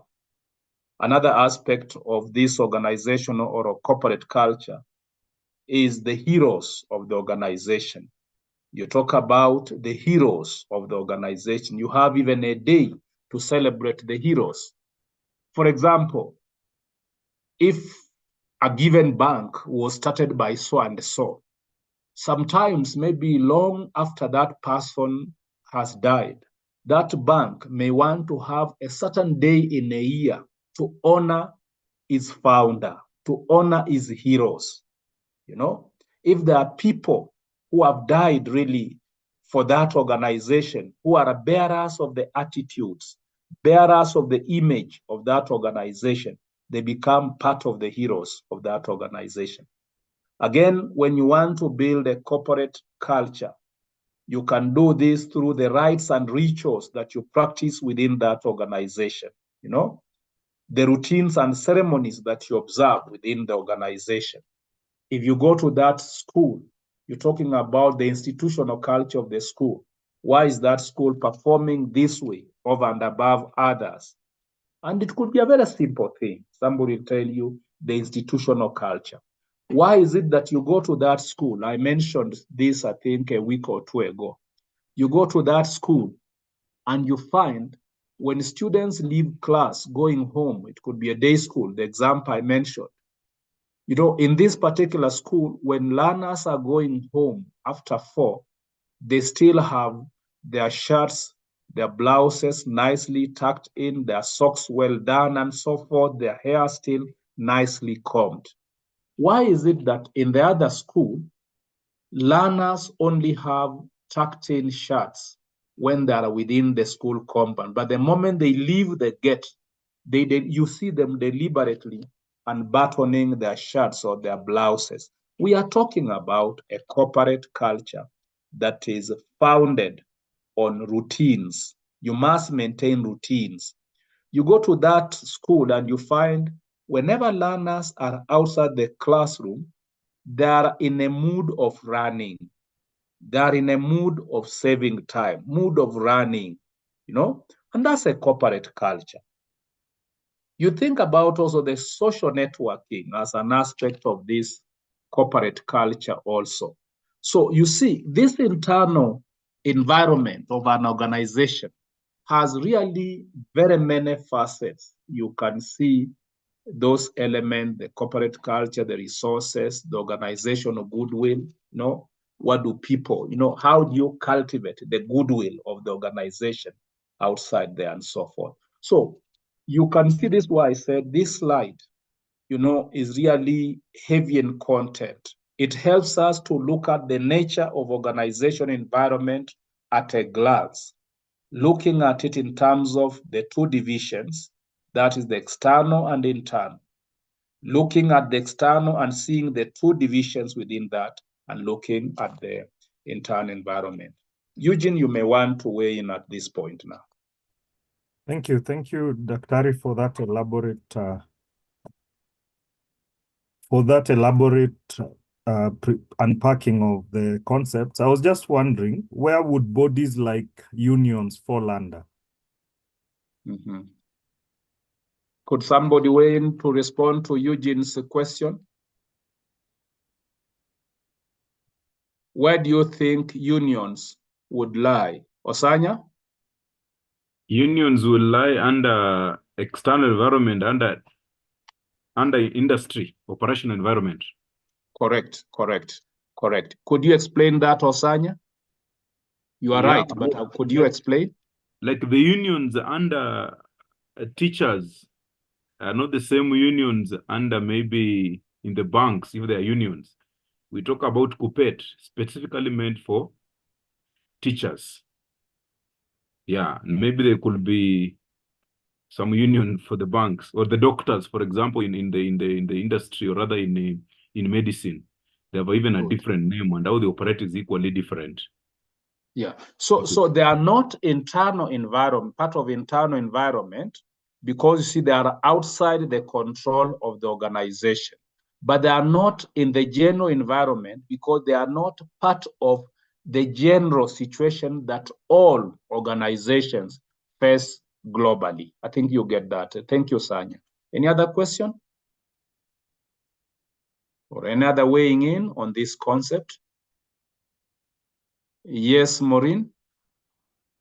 Maureen, did I see your hand? Maureen, yes.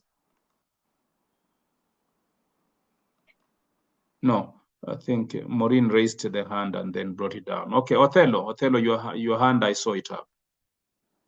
Okay, thank you, Dr. Sorry, I joined when people were already making contributions to the first part when you were talking about the analysis of the environmental analysis and what is needed and things like that. So I was just going to bring in that aspect of the general, how it affects people, how it affects organizations.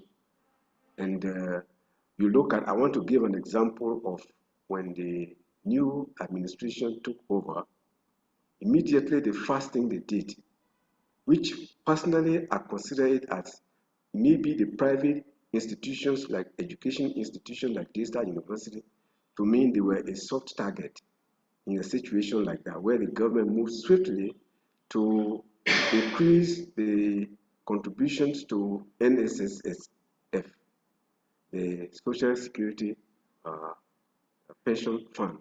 So then when that happened, when these people came, we just got circular and a memo from the organization. Suddenly, in September 2022, they were saying that if you do not go and get NSSF card, the number, all people should get before they can be paid.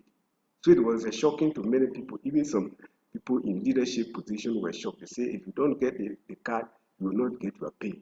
So I'd say in that situation, of course, we are under pressure to go and get NSSF card. In that situation, I say these organizations are a soft target for the government because the government likes to flex its muscle, especially when it's a new government. They can flex their muscle to those organizations that are private. So that's why I was looking at it. So these are things that you do not have control over. So the government can implement a particular policy which affects organizations that are operating. So you may find yourself, you are maybe such kind of policies can affect your overheads in terms of money. So that's how I'm looking at it. When that general situation, the general environment, you may really you don't have control over the general environment, what happens. Like Malimu were talking about interest rate and all these things that happen, which you don't have control over, which means you have to now align your internal operations with that in mind. Thank you. Thank you very much, Othello. So you notice your illustration very well looking at the political, legal aspects or dimensions of the general environment, which now comes in and affects everybody. Nyabere? I would like to just take you back one step. I'm just wondering, and correct me if I'm wrong, considering that unions in most cases would have members from within an institution, and of course office bearers who are outside the institution, would I be wrong if I said that unions overlap between external environments and internal environment? You see, Nyabere, we are putting it because you know, as much as you are saying the overlap between the external environment and the internal environment, you know, one will remove it from the general environment. Do you see that? Unions cannot be under the general environment. And do you see the reasons why? Yeah, that I understand. Yeah, they cannot be part of the general environment. Now, your struggle to place unions in the internal environment, you know, would be if you were to convince us that the organization has a control over the union. And you can see what we are trying to insinuate there. I can see Nyabere, I can hear you, although I wouldn't want to put it. But Nyabere, are you hearing me also?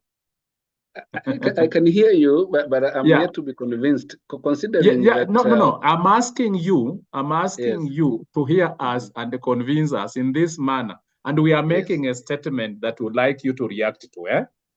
All right. That we have indicated by what they say by elimination. Unions cannot be in the general environment. That one is settled. Yes. And then we remain with the industry environment and broadly the internal environment. Are we together? Mm-hmm. Yes. And then we still using by elimination. Now, we want to look at the possibility that unions can be in the internal environment. You see, unions can be in the internal environment if Nyabere convinces us, helps us to see that unions are under the control of an organization. For example, that when you talk about Kusadikika High School, that has teachers who are members of KUPPET, you must convince us that Kusadikika High School as an organization, is management, that is the head teacher plus his officers, have a control over KUPPET in Kenya. Did you see where we are heading in Nyabere? You have to help us see that like in public universities, if I may give you the example of public universities. In public universities, we have what we call WASU, the University Academic Staff Union. And that is where I'm asking Nyabere to hear us and comment on this. We know in the real life, a given public university can have a control over the officials of that union within that university. Let us be open, which we are saying is wrong. The moment you find that a school, or the moment you find the management of that county has a control over the nurses union, it can tell them when to strike, it can tell them when not to strike, it can tell them when to agree whether the things are good or bad, or when to refuse, whatever. And then that will be a very unhealthy organizational management. Nyabere, comment. What I'm thinking about is this. I'm looking at an employee as a resource, which in this case means is an internal environment. However, the organization does not have absolute control over this employee, considering that the employee has also rights, labor rights, that are protected by institutions above and beyond the organization. Think about the National Constitution, the Labor Act, if you go even international and talk about the ILO, rules and regulations, which in this case means that while I'm an employee of Kusadikika secondary or private school, I am my own person who is also protected by other institutions outside my employer. Correct, Nyabere. And that's why the discussion we are pushing further. That's why we are trying to indicate. You see, the union is not equal to an employee. You get Nyabere, eh? The management, the headmaster may have control over an employee insofar as an employee is a resource, a human resource, an employee within the organization. But the union, you know, is a bigger animal that we don't want to imagine that the headmaster has power over the employee. As you put it rightly, the employee who has rights that are protected by that union. Could somebody weigh in on this also? Or general comment on this particular slide? As someone comes in, I would want someone to explore this term you are using, control. And yes. I chose deliberately to talk about absolute control. Do organizations have absolute control over employees as resources? Correct. Let's have Josephine weigh in. Okay, as you just said, yes, the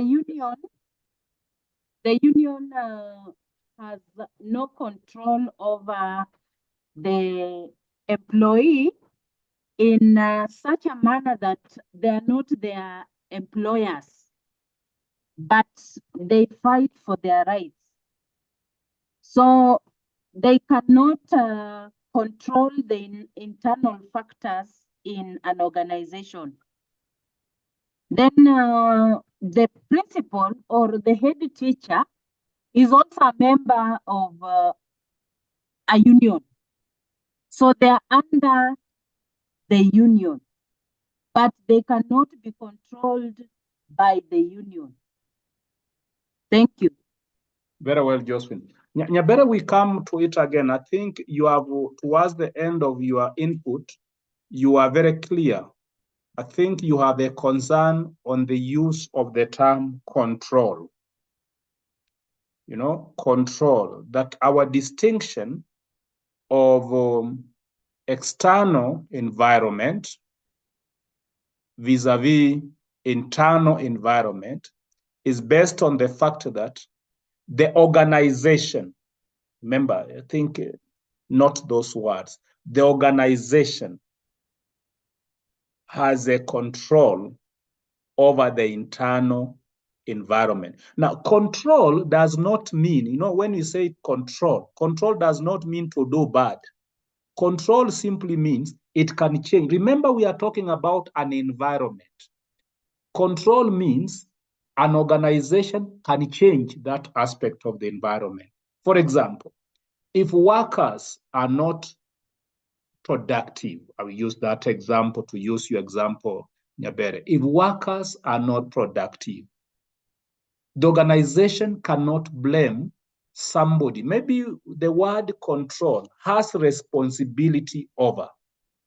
The organization cannot blame somebody else, an external force.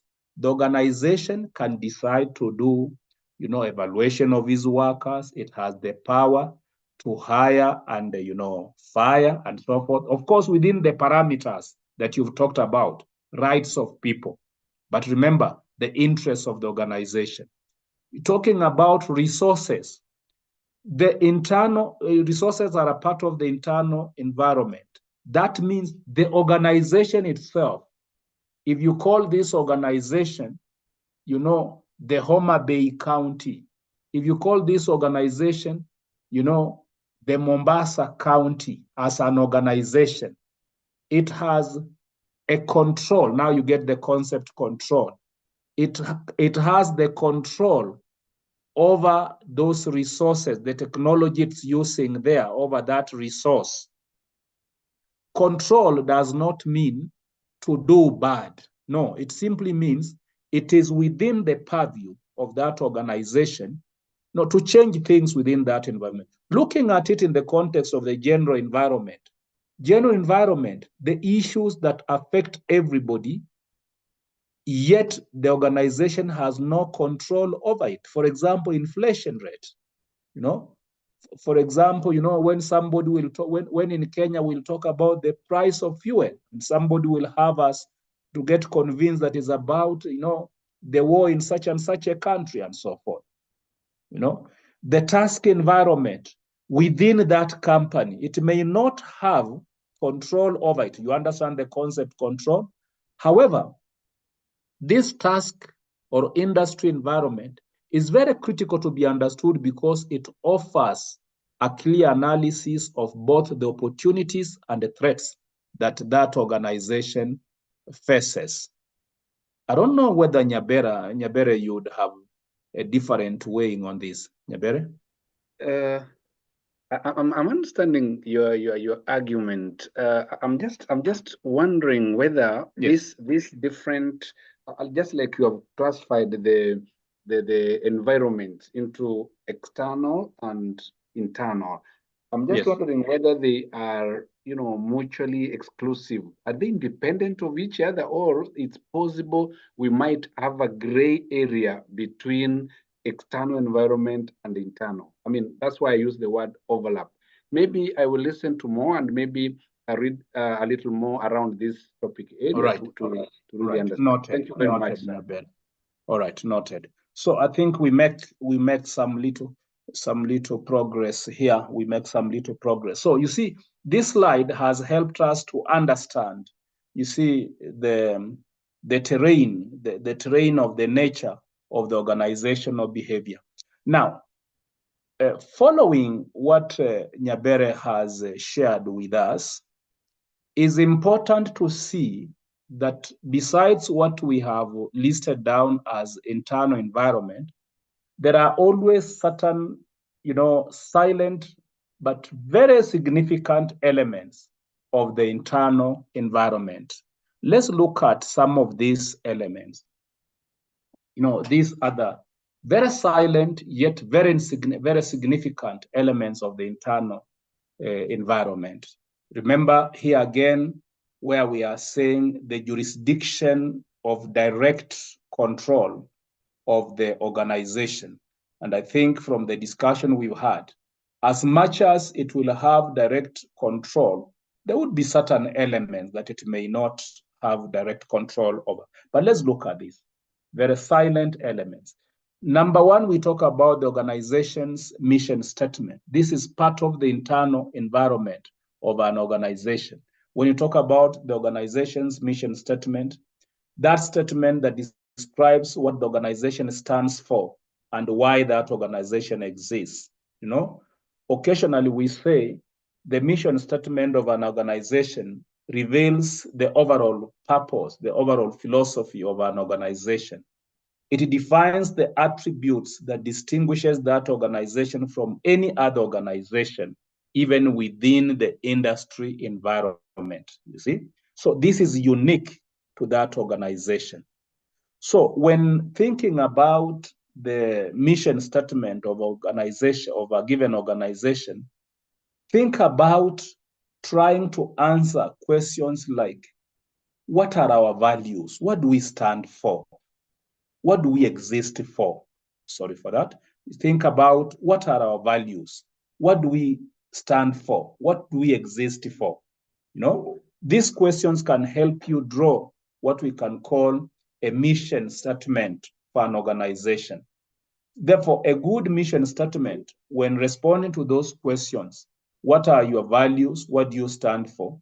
Must put into forecast, who your customers are and how you'd want them be served. Think about the products, the services that you wish to produce.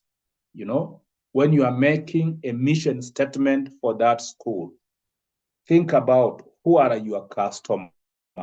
What are the values you stand for? What are supposed to be your products? Where are you found? What is your philosophy? What ideology would you want to follow? All these are elements of an organization's mission statement. Secondly, think about the company policies and the guidelines as an aspect of the internal environment. The company policies. When thinking about company policies, think about, how you want to govern the organizational situations and procedures. How would you want certain procedures to be governed? How would you want certain things within that organization to be governed, certain situations to be governed? in company policies and the guidelines, think also about providing guidance to managers. How would you like them to make decisions? You know, how would you like them to make decisions? So in these policies, you know, these company policies and guidelines, they move very closely with the number 3, the formal hierarchical organogram of an organization. So when you're talking about the hierarchical organogram, you are talking about how information and responsibility flows within an organization. You know, the organogram. You go to some institutions, you find they have drawn on their chart, an organogram. If you want to see so and so, who do you talk to? If you want this and this be done, the organizational hierarchical organogram. How is the flow of communication within that organization? And then fourthly, we're talking about the philosophy of management within the organization. You know, this is the manager's set of personal beliefs and values. So you are thinking about, you know, how does the manager view work and work ethics? So you notice the philosophy of management is, in my view, is actually under the control of management, is under really the manager's control and so forth. And then finally, number 5, as part of this silent yet very important elements of the internal environment of an organization, you talk about the organization's goodwill or the image, you know, the image. Here you're talking about the reputation of an organization, you know, though not tangible, it cannot be touched, yet that reputation or goodwill develops a very favorable image for an organization. You know, people will be attracted to an organization on the basis of this goodwill. And this goodwill is part and parcel of what we discussed earlier, the organizational corporate culture, so forth. Any comments on this slide about these silent elements of the internal, you know, elements of this environment? Anybody? Anybody? Are these new hands or? Right. I think these are previous hands. So I think we make progress here. So you can see these are elements that you must, if you are in charge of management of an organization, when you talk about the internal environment of a school, you know, you are not just talking about the teachers, you see the way learners are going to class, the routines, the timetables and the like. There is always these things. And when you talk about things like the mission statement, think about how do you infuse this mission statement into the life of the members of the organization? How do they own it? Or is it simply something written on paper and left there? So having said that, we ask ourselves a fundamental question. And the question is, to what extent is an organization affected by its environment? Having looked at really the external environment, the internal environment, we ask ourselves this question: to what extent is an organization affected by its environment? And if you like, why should we be concerned about this? You know, why should an organization structure be affected by its environment in any place? You know, why the concern about this? And the reason is very simple. Simple but very fundamental. The reason is rooted on this word, environmental uncertainty. You know, you want to understand about organizational environment, whether external or internal, because you want to try and see whether you can mitigate what we refer to as environmental uncertainty, what we say organizations' environmental uncertainty.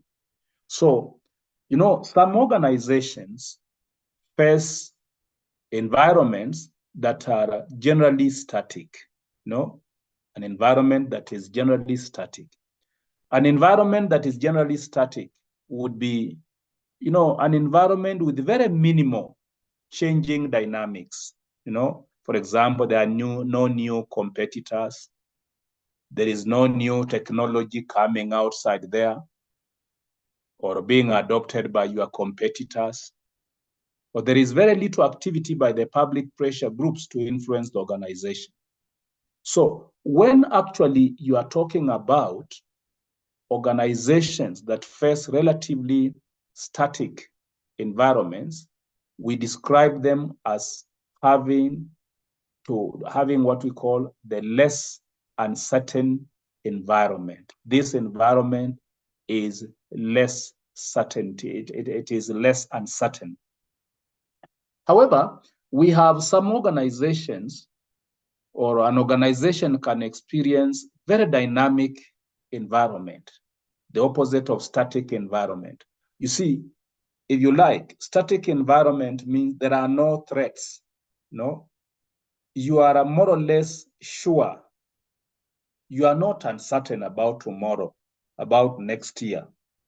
Because, for example, in companies that you talk about having a monopoly on the production of a given product, you know, the opposite of this, a very dynamic environment, you know, a very dynamic environment that produces what we can call as, what we can describe as very uncertain environment. Here we have situations where there is very rapidly changing government regulations, for example, affecting their business.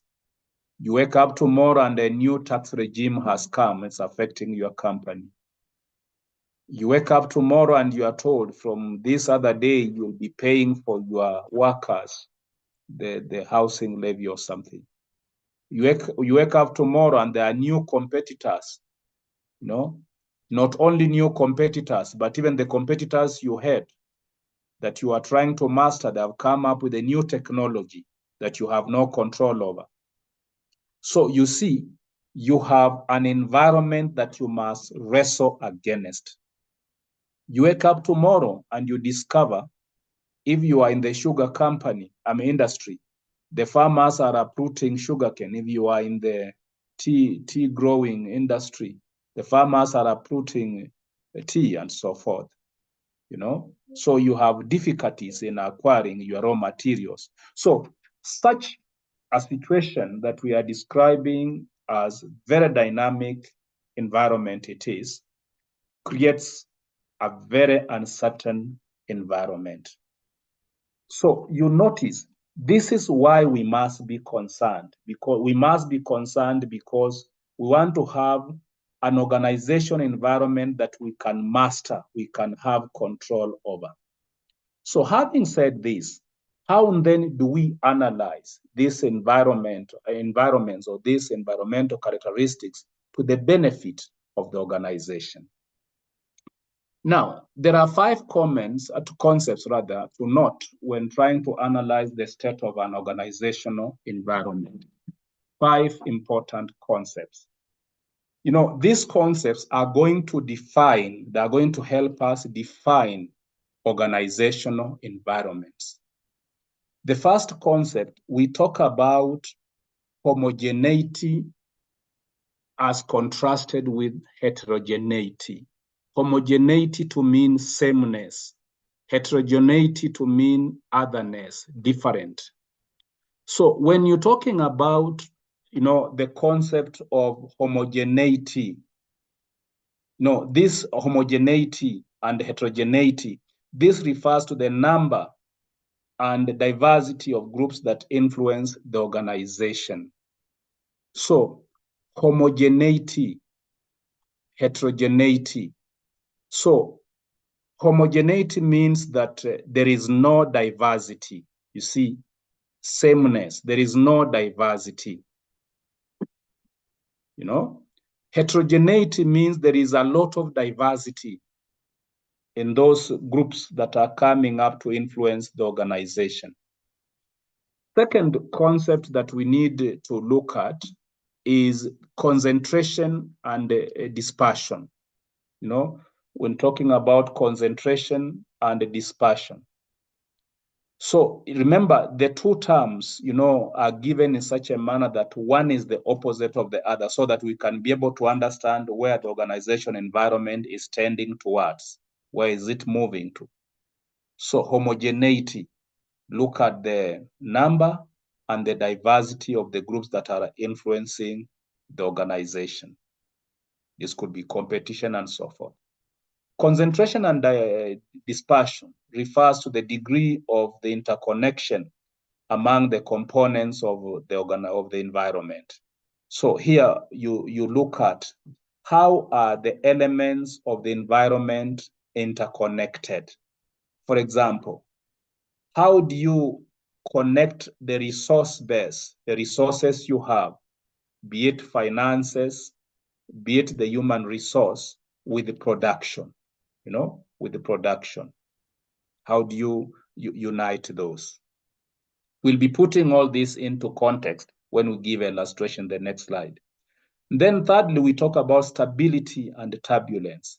This refers to the rate and magnitude of change in the environment. So the environment can either be stable, can be turbulent. The environment can be homogeneous or heterogeneous. The environment can be concentrated or dispersed, you see? So you talk about stability and the turbulence. Here you're talking about the rate and magnitude of change. You do this, a new product has come on the market. Yours is rendered useless and so forth. Fourthly, the fourth terminology, we talk about the resource scarcity and resource munificence. So either resources are available or resources are not. So when we talk about resource scarcity or munificence, to refer to the abundance and the availability of resources. So when resources are not abundant, when resources are not easily available, then we talk about resource availability, resource scarcity. Then finally, we're talking about hostility vis-a-vis supportiveness. So when we are analyzing the environmental terrain, hostility versus supportiveness would refer to the extent of the competition and level of acceptance of the organization. So as the terms go there, if the organization is experiencing a high level of acceptance, and the competition is diminishing, then the environment is supportive. Otherwise, the environment is hostile. Now, if we understand these terminologies, we are going to get back to this slide when we move to the slide after it. So if we understand this previous slide, these terminologies, then we can be able to effectively put our finger on these three elements that determine an organization's environmental uncertainty. Remember, certainty means you can be able to determine the tomorrow of an organization. Uncertainty means we are unable to determine the organization's tomorrow. So looking at these three key elements that determine an organization's environmental uncertainty, we observe that, as I've already said, environmental uncertainty would refer to the degree to which future situations in the world can be anticipated, really, and be predicted very accurately. So the three key elements to look at, and you'll see how the terminologies in the previous slide will come to play in here. One, we can talk about the capacity of an environment. Now, capacity of an environment refers to the degree to which it can support growth. Degree to which that environment can support growth. Now, here, students, we are not talking about a specific environment, whether this environment be external, whether it be internal. whether it be general or it be the task environment. Simply, when you talk about the capacity of an environment, you refer to the degree to which that environment can support growth. So we normally would talk about rich and growing environments generate excess resources. So when you say this environment is rich, this environment, is a growing environment, we are saying it can generate excess resources. Now, these resources it generates can now become a buffer to the organization in terms of relative scarcity. So when we talk about relative scarcity, you now understand what scarcity refers to: abundance or availability of resources.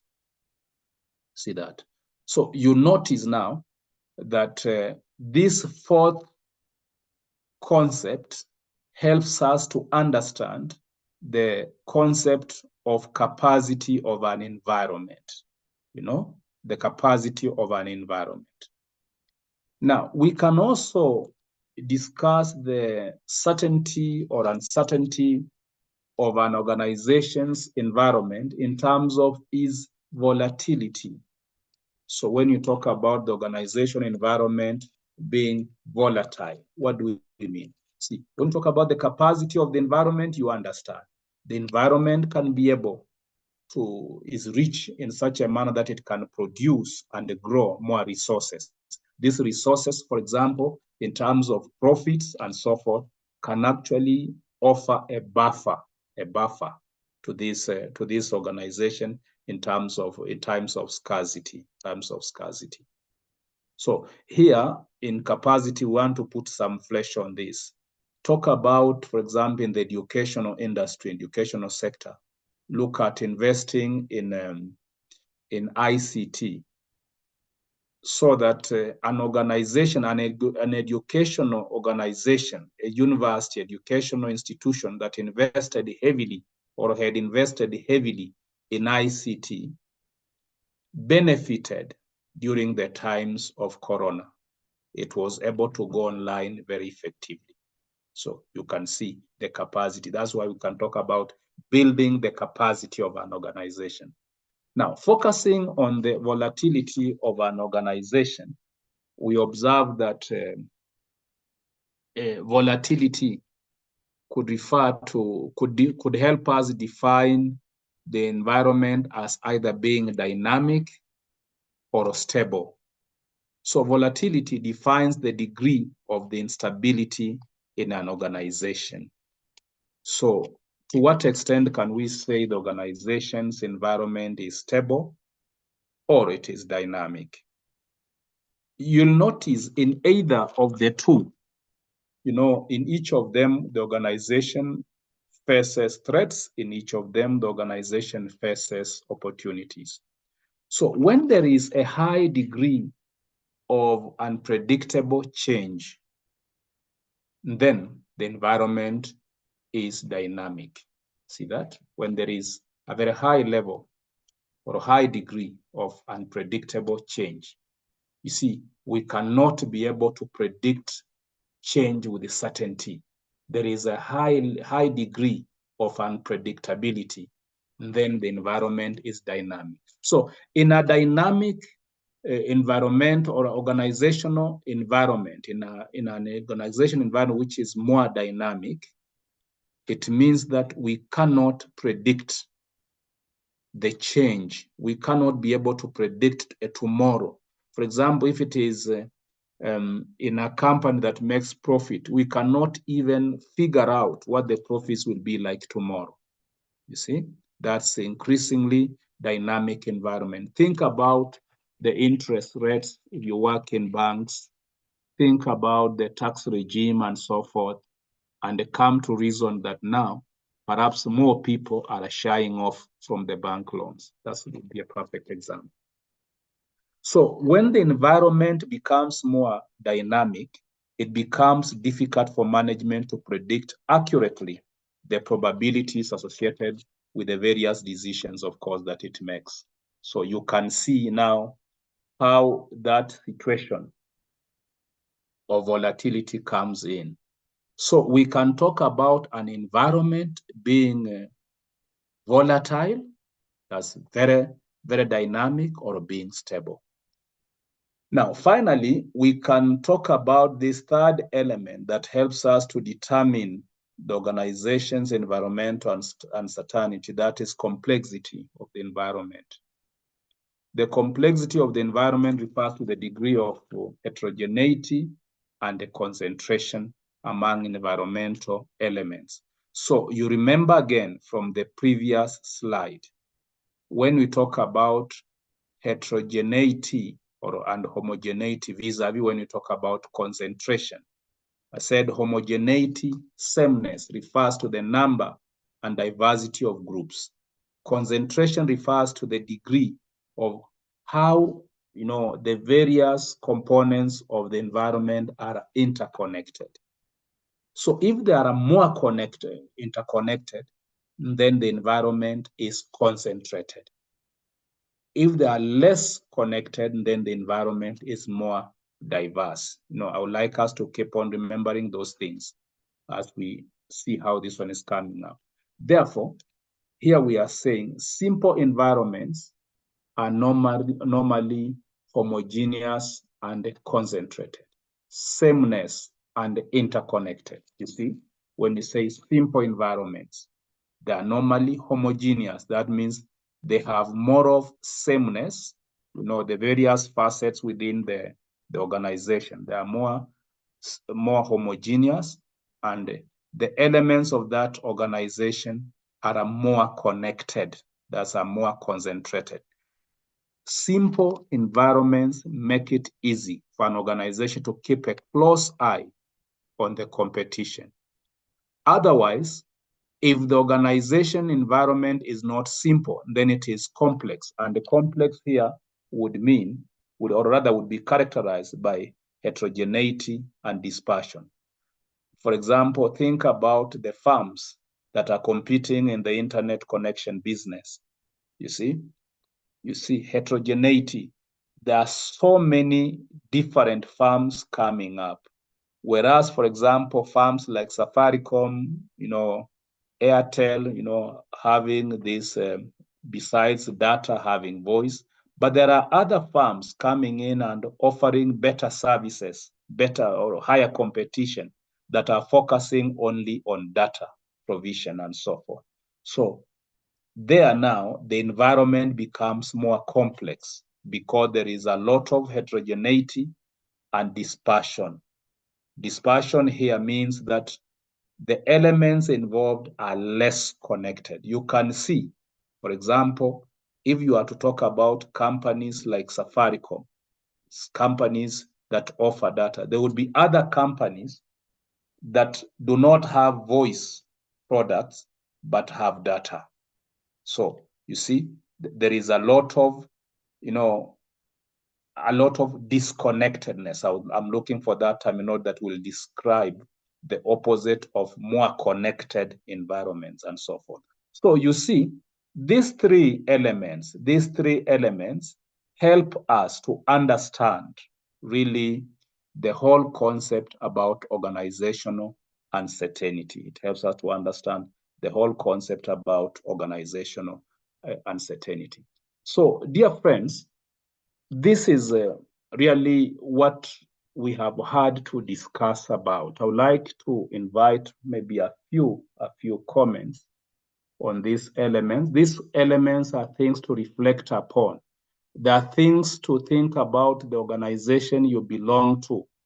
If you are in the educational sector, if you are a manager, if you work in a bank, if you work in an NGO, think about what are the threats before you. For example, when you talk about capacity, what threats and opportunities does the concept of capacity bring to the element of environmental certainty vis-a-vis uncertainty? The same to volatility and so forth. Any rejoinder?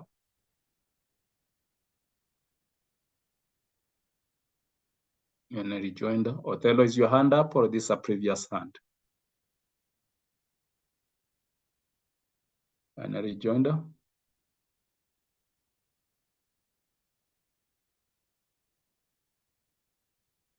All right. Okay, Prof. I think my hands just went up accidentally, but I can still say something. I see that many organizations fall in There this is that particular voice in the background, Othello. Could you help us? Oh, okay, yeah. That voice in the Another- background. Yeah. So let me. In another classroom, we seem to be clashing here. Thank you.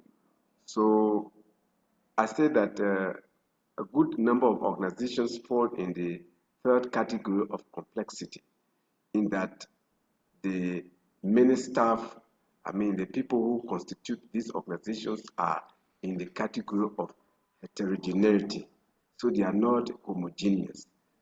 So it is that complex nature of the organization that people have to be able to understand and to work with when it's not concentrated and it's dispersed. So that is where you have to now, the organization, when it's complex, you need to have to negotiate the terrain to work within this organization, because the people are drawn from different backgrounds. They are not homogeneous. It could be, the homogeneity part could be maybe a family business, where the people involved are actually closely knit group of people. Thank you. Very much. Thank you. Thank you very much. Anybody else? Whose hand did I see up? Eugene, could you comment? Thank you, This is Dr. actually our last slide, so we are making the closing remarks actually. Thank you, Dr. Eugene? It actually reminds me something about one of my bosses used to like saying in many of the key meetings that we needed to make key decisions, that we are in a VUCA environment, where VUCA meant volatile, uncertain, complex, and ambiguous environment. And what it calls for is that as leaders, people need to be very adaptable and flexible, because there's really constant and dynamic change. Because sometimes, and I think a key example would be in the advent of COVID, where there was need for people to adjust first to working from home 100%, then later became that like hybrid model, where some days somebody is working from home or a remote location, and the other days in the office. But some of those changes have been sort of like permanent. They don't leave an organization the same. So if we are not able to adapt, then it can really mean going down of the business. So as leaders and managers, it is important to make the right calls and the right decisions, and knowing that you can never have 100% of the information that you need to make that decision. Thank you. Thank you very much. Thank you very much, Eugene. Can we have Cindy? Cindy, your closing remarks. Yes. Daktari, my contribution is on the capacity, where the organization is able to generate excess resources, which can befit the organization in times of relative scarcity. We've seen many organizations laid off workers simply because they could not sustain, and especially during tough economic times. And so if an organization is able to generate or get more resources, be in a position to produce more resources, instead of laying off the worker, the employees, simply because the resources are not adequate. With excess resources, they are able to sustain each and every employee in the company. All right, I hear you, Cindy, and I think your words are very helpful, because your words help us to see the interconnection between capacity and the volatility, so that like during the onset of Corona times, and many organizations were described as being volatile, being in an environment that was very volatile. Now we can understand what that means. An environment that was very dynamic, an environment where there was a very high degree of unpredictable change, and we saw many lay off their workers and so forth. And I think as Cindy, Cindy, sorry for that.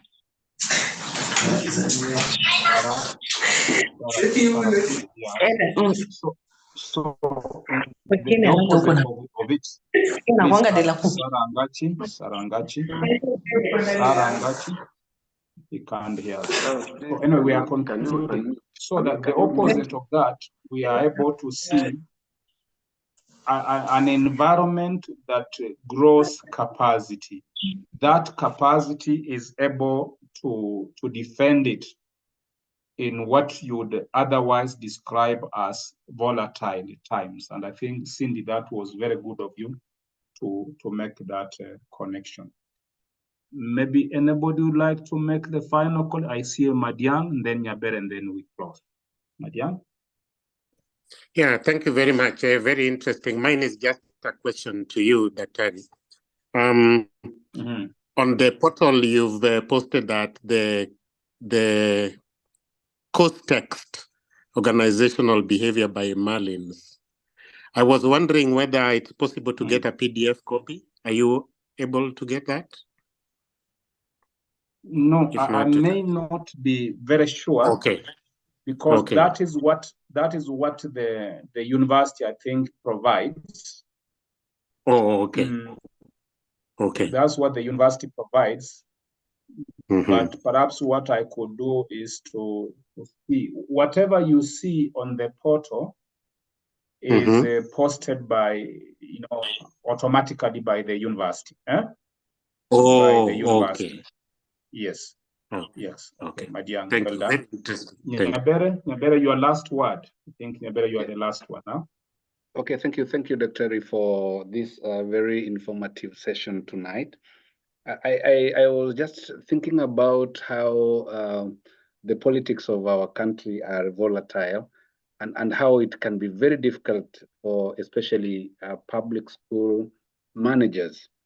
I'm thinking of when you go around our country, you see what we have come to call white elephants, where an MP through CDF started a particular maybe dormitory project in this particular school a few months before elections.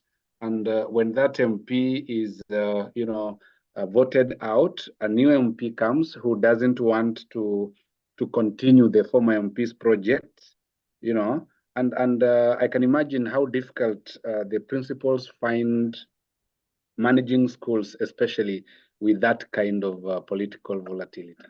Thank you very much, and good night, everyone.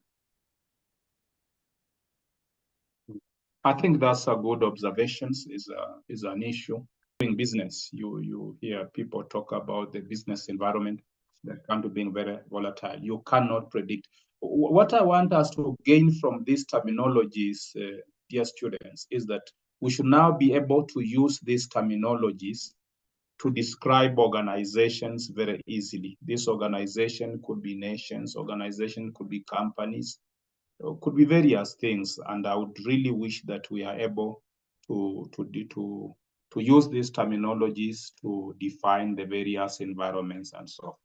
Otherwise, I want to say thank you for finding time to listen to this discussion. Always a pleasure, never taking it for granted that people are looking for degrees.